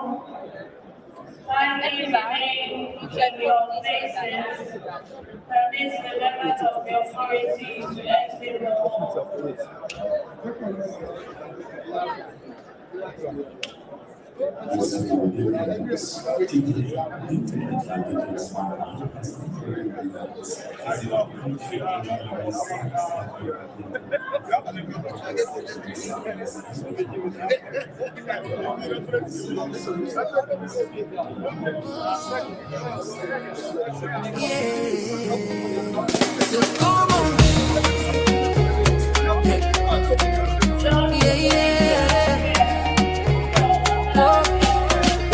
From the streets of Freetown to the world beyond, our voice keeps rising, brave and strong. Speaking the truth when others stay quiet, standing for the people, refusing to be silent. Every story matters, every voice deserves a chance. Through every challenge, she continues to advance, holding leaders accountable, asking what must be asked, serving the nation with courage that will last. When the people want answers, when the nation needs to know, one voice keeps shining, one platform helps us grow. Mr. Komon-Tok, the people's voice, the nation's pride. Mr. Komon-Tok, standing for the truth with nothing to hide. From the villages to the city lights, bringing every issue into sight. Mr. Komon-Tok, keep speaking for the people tonight.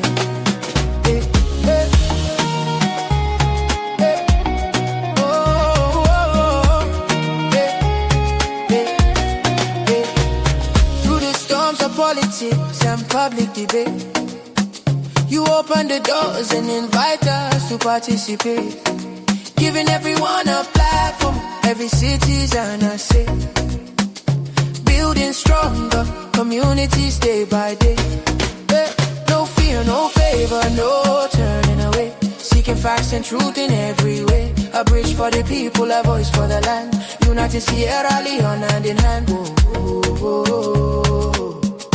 Whoa. When the people want answers, when the nation needs to know, one voice keeps shining, one platform helps us grow. Mr. Komon-Tok, the people's voice, the nation's pride. Mr. Komon-Tok, standing for the truth with nothing to hide. Yeah. From the villages to the city lights, bringing every issue into sight. Mr. Komon-Tok, keep speaking for the people tonight.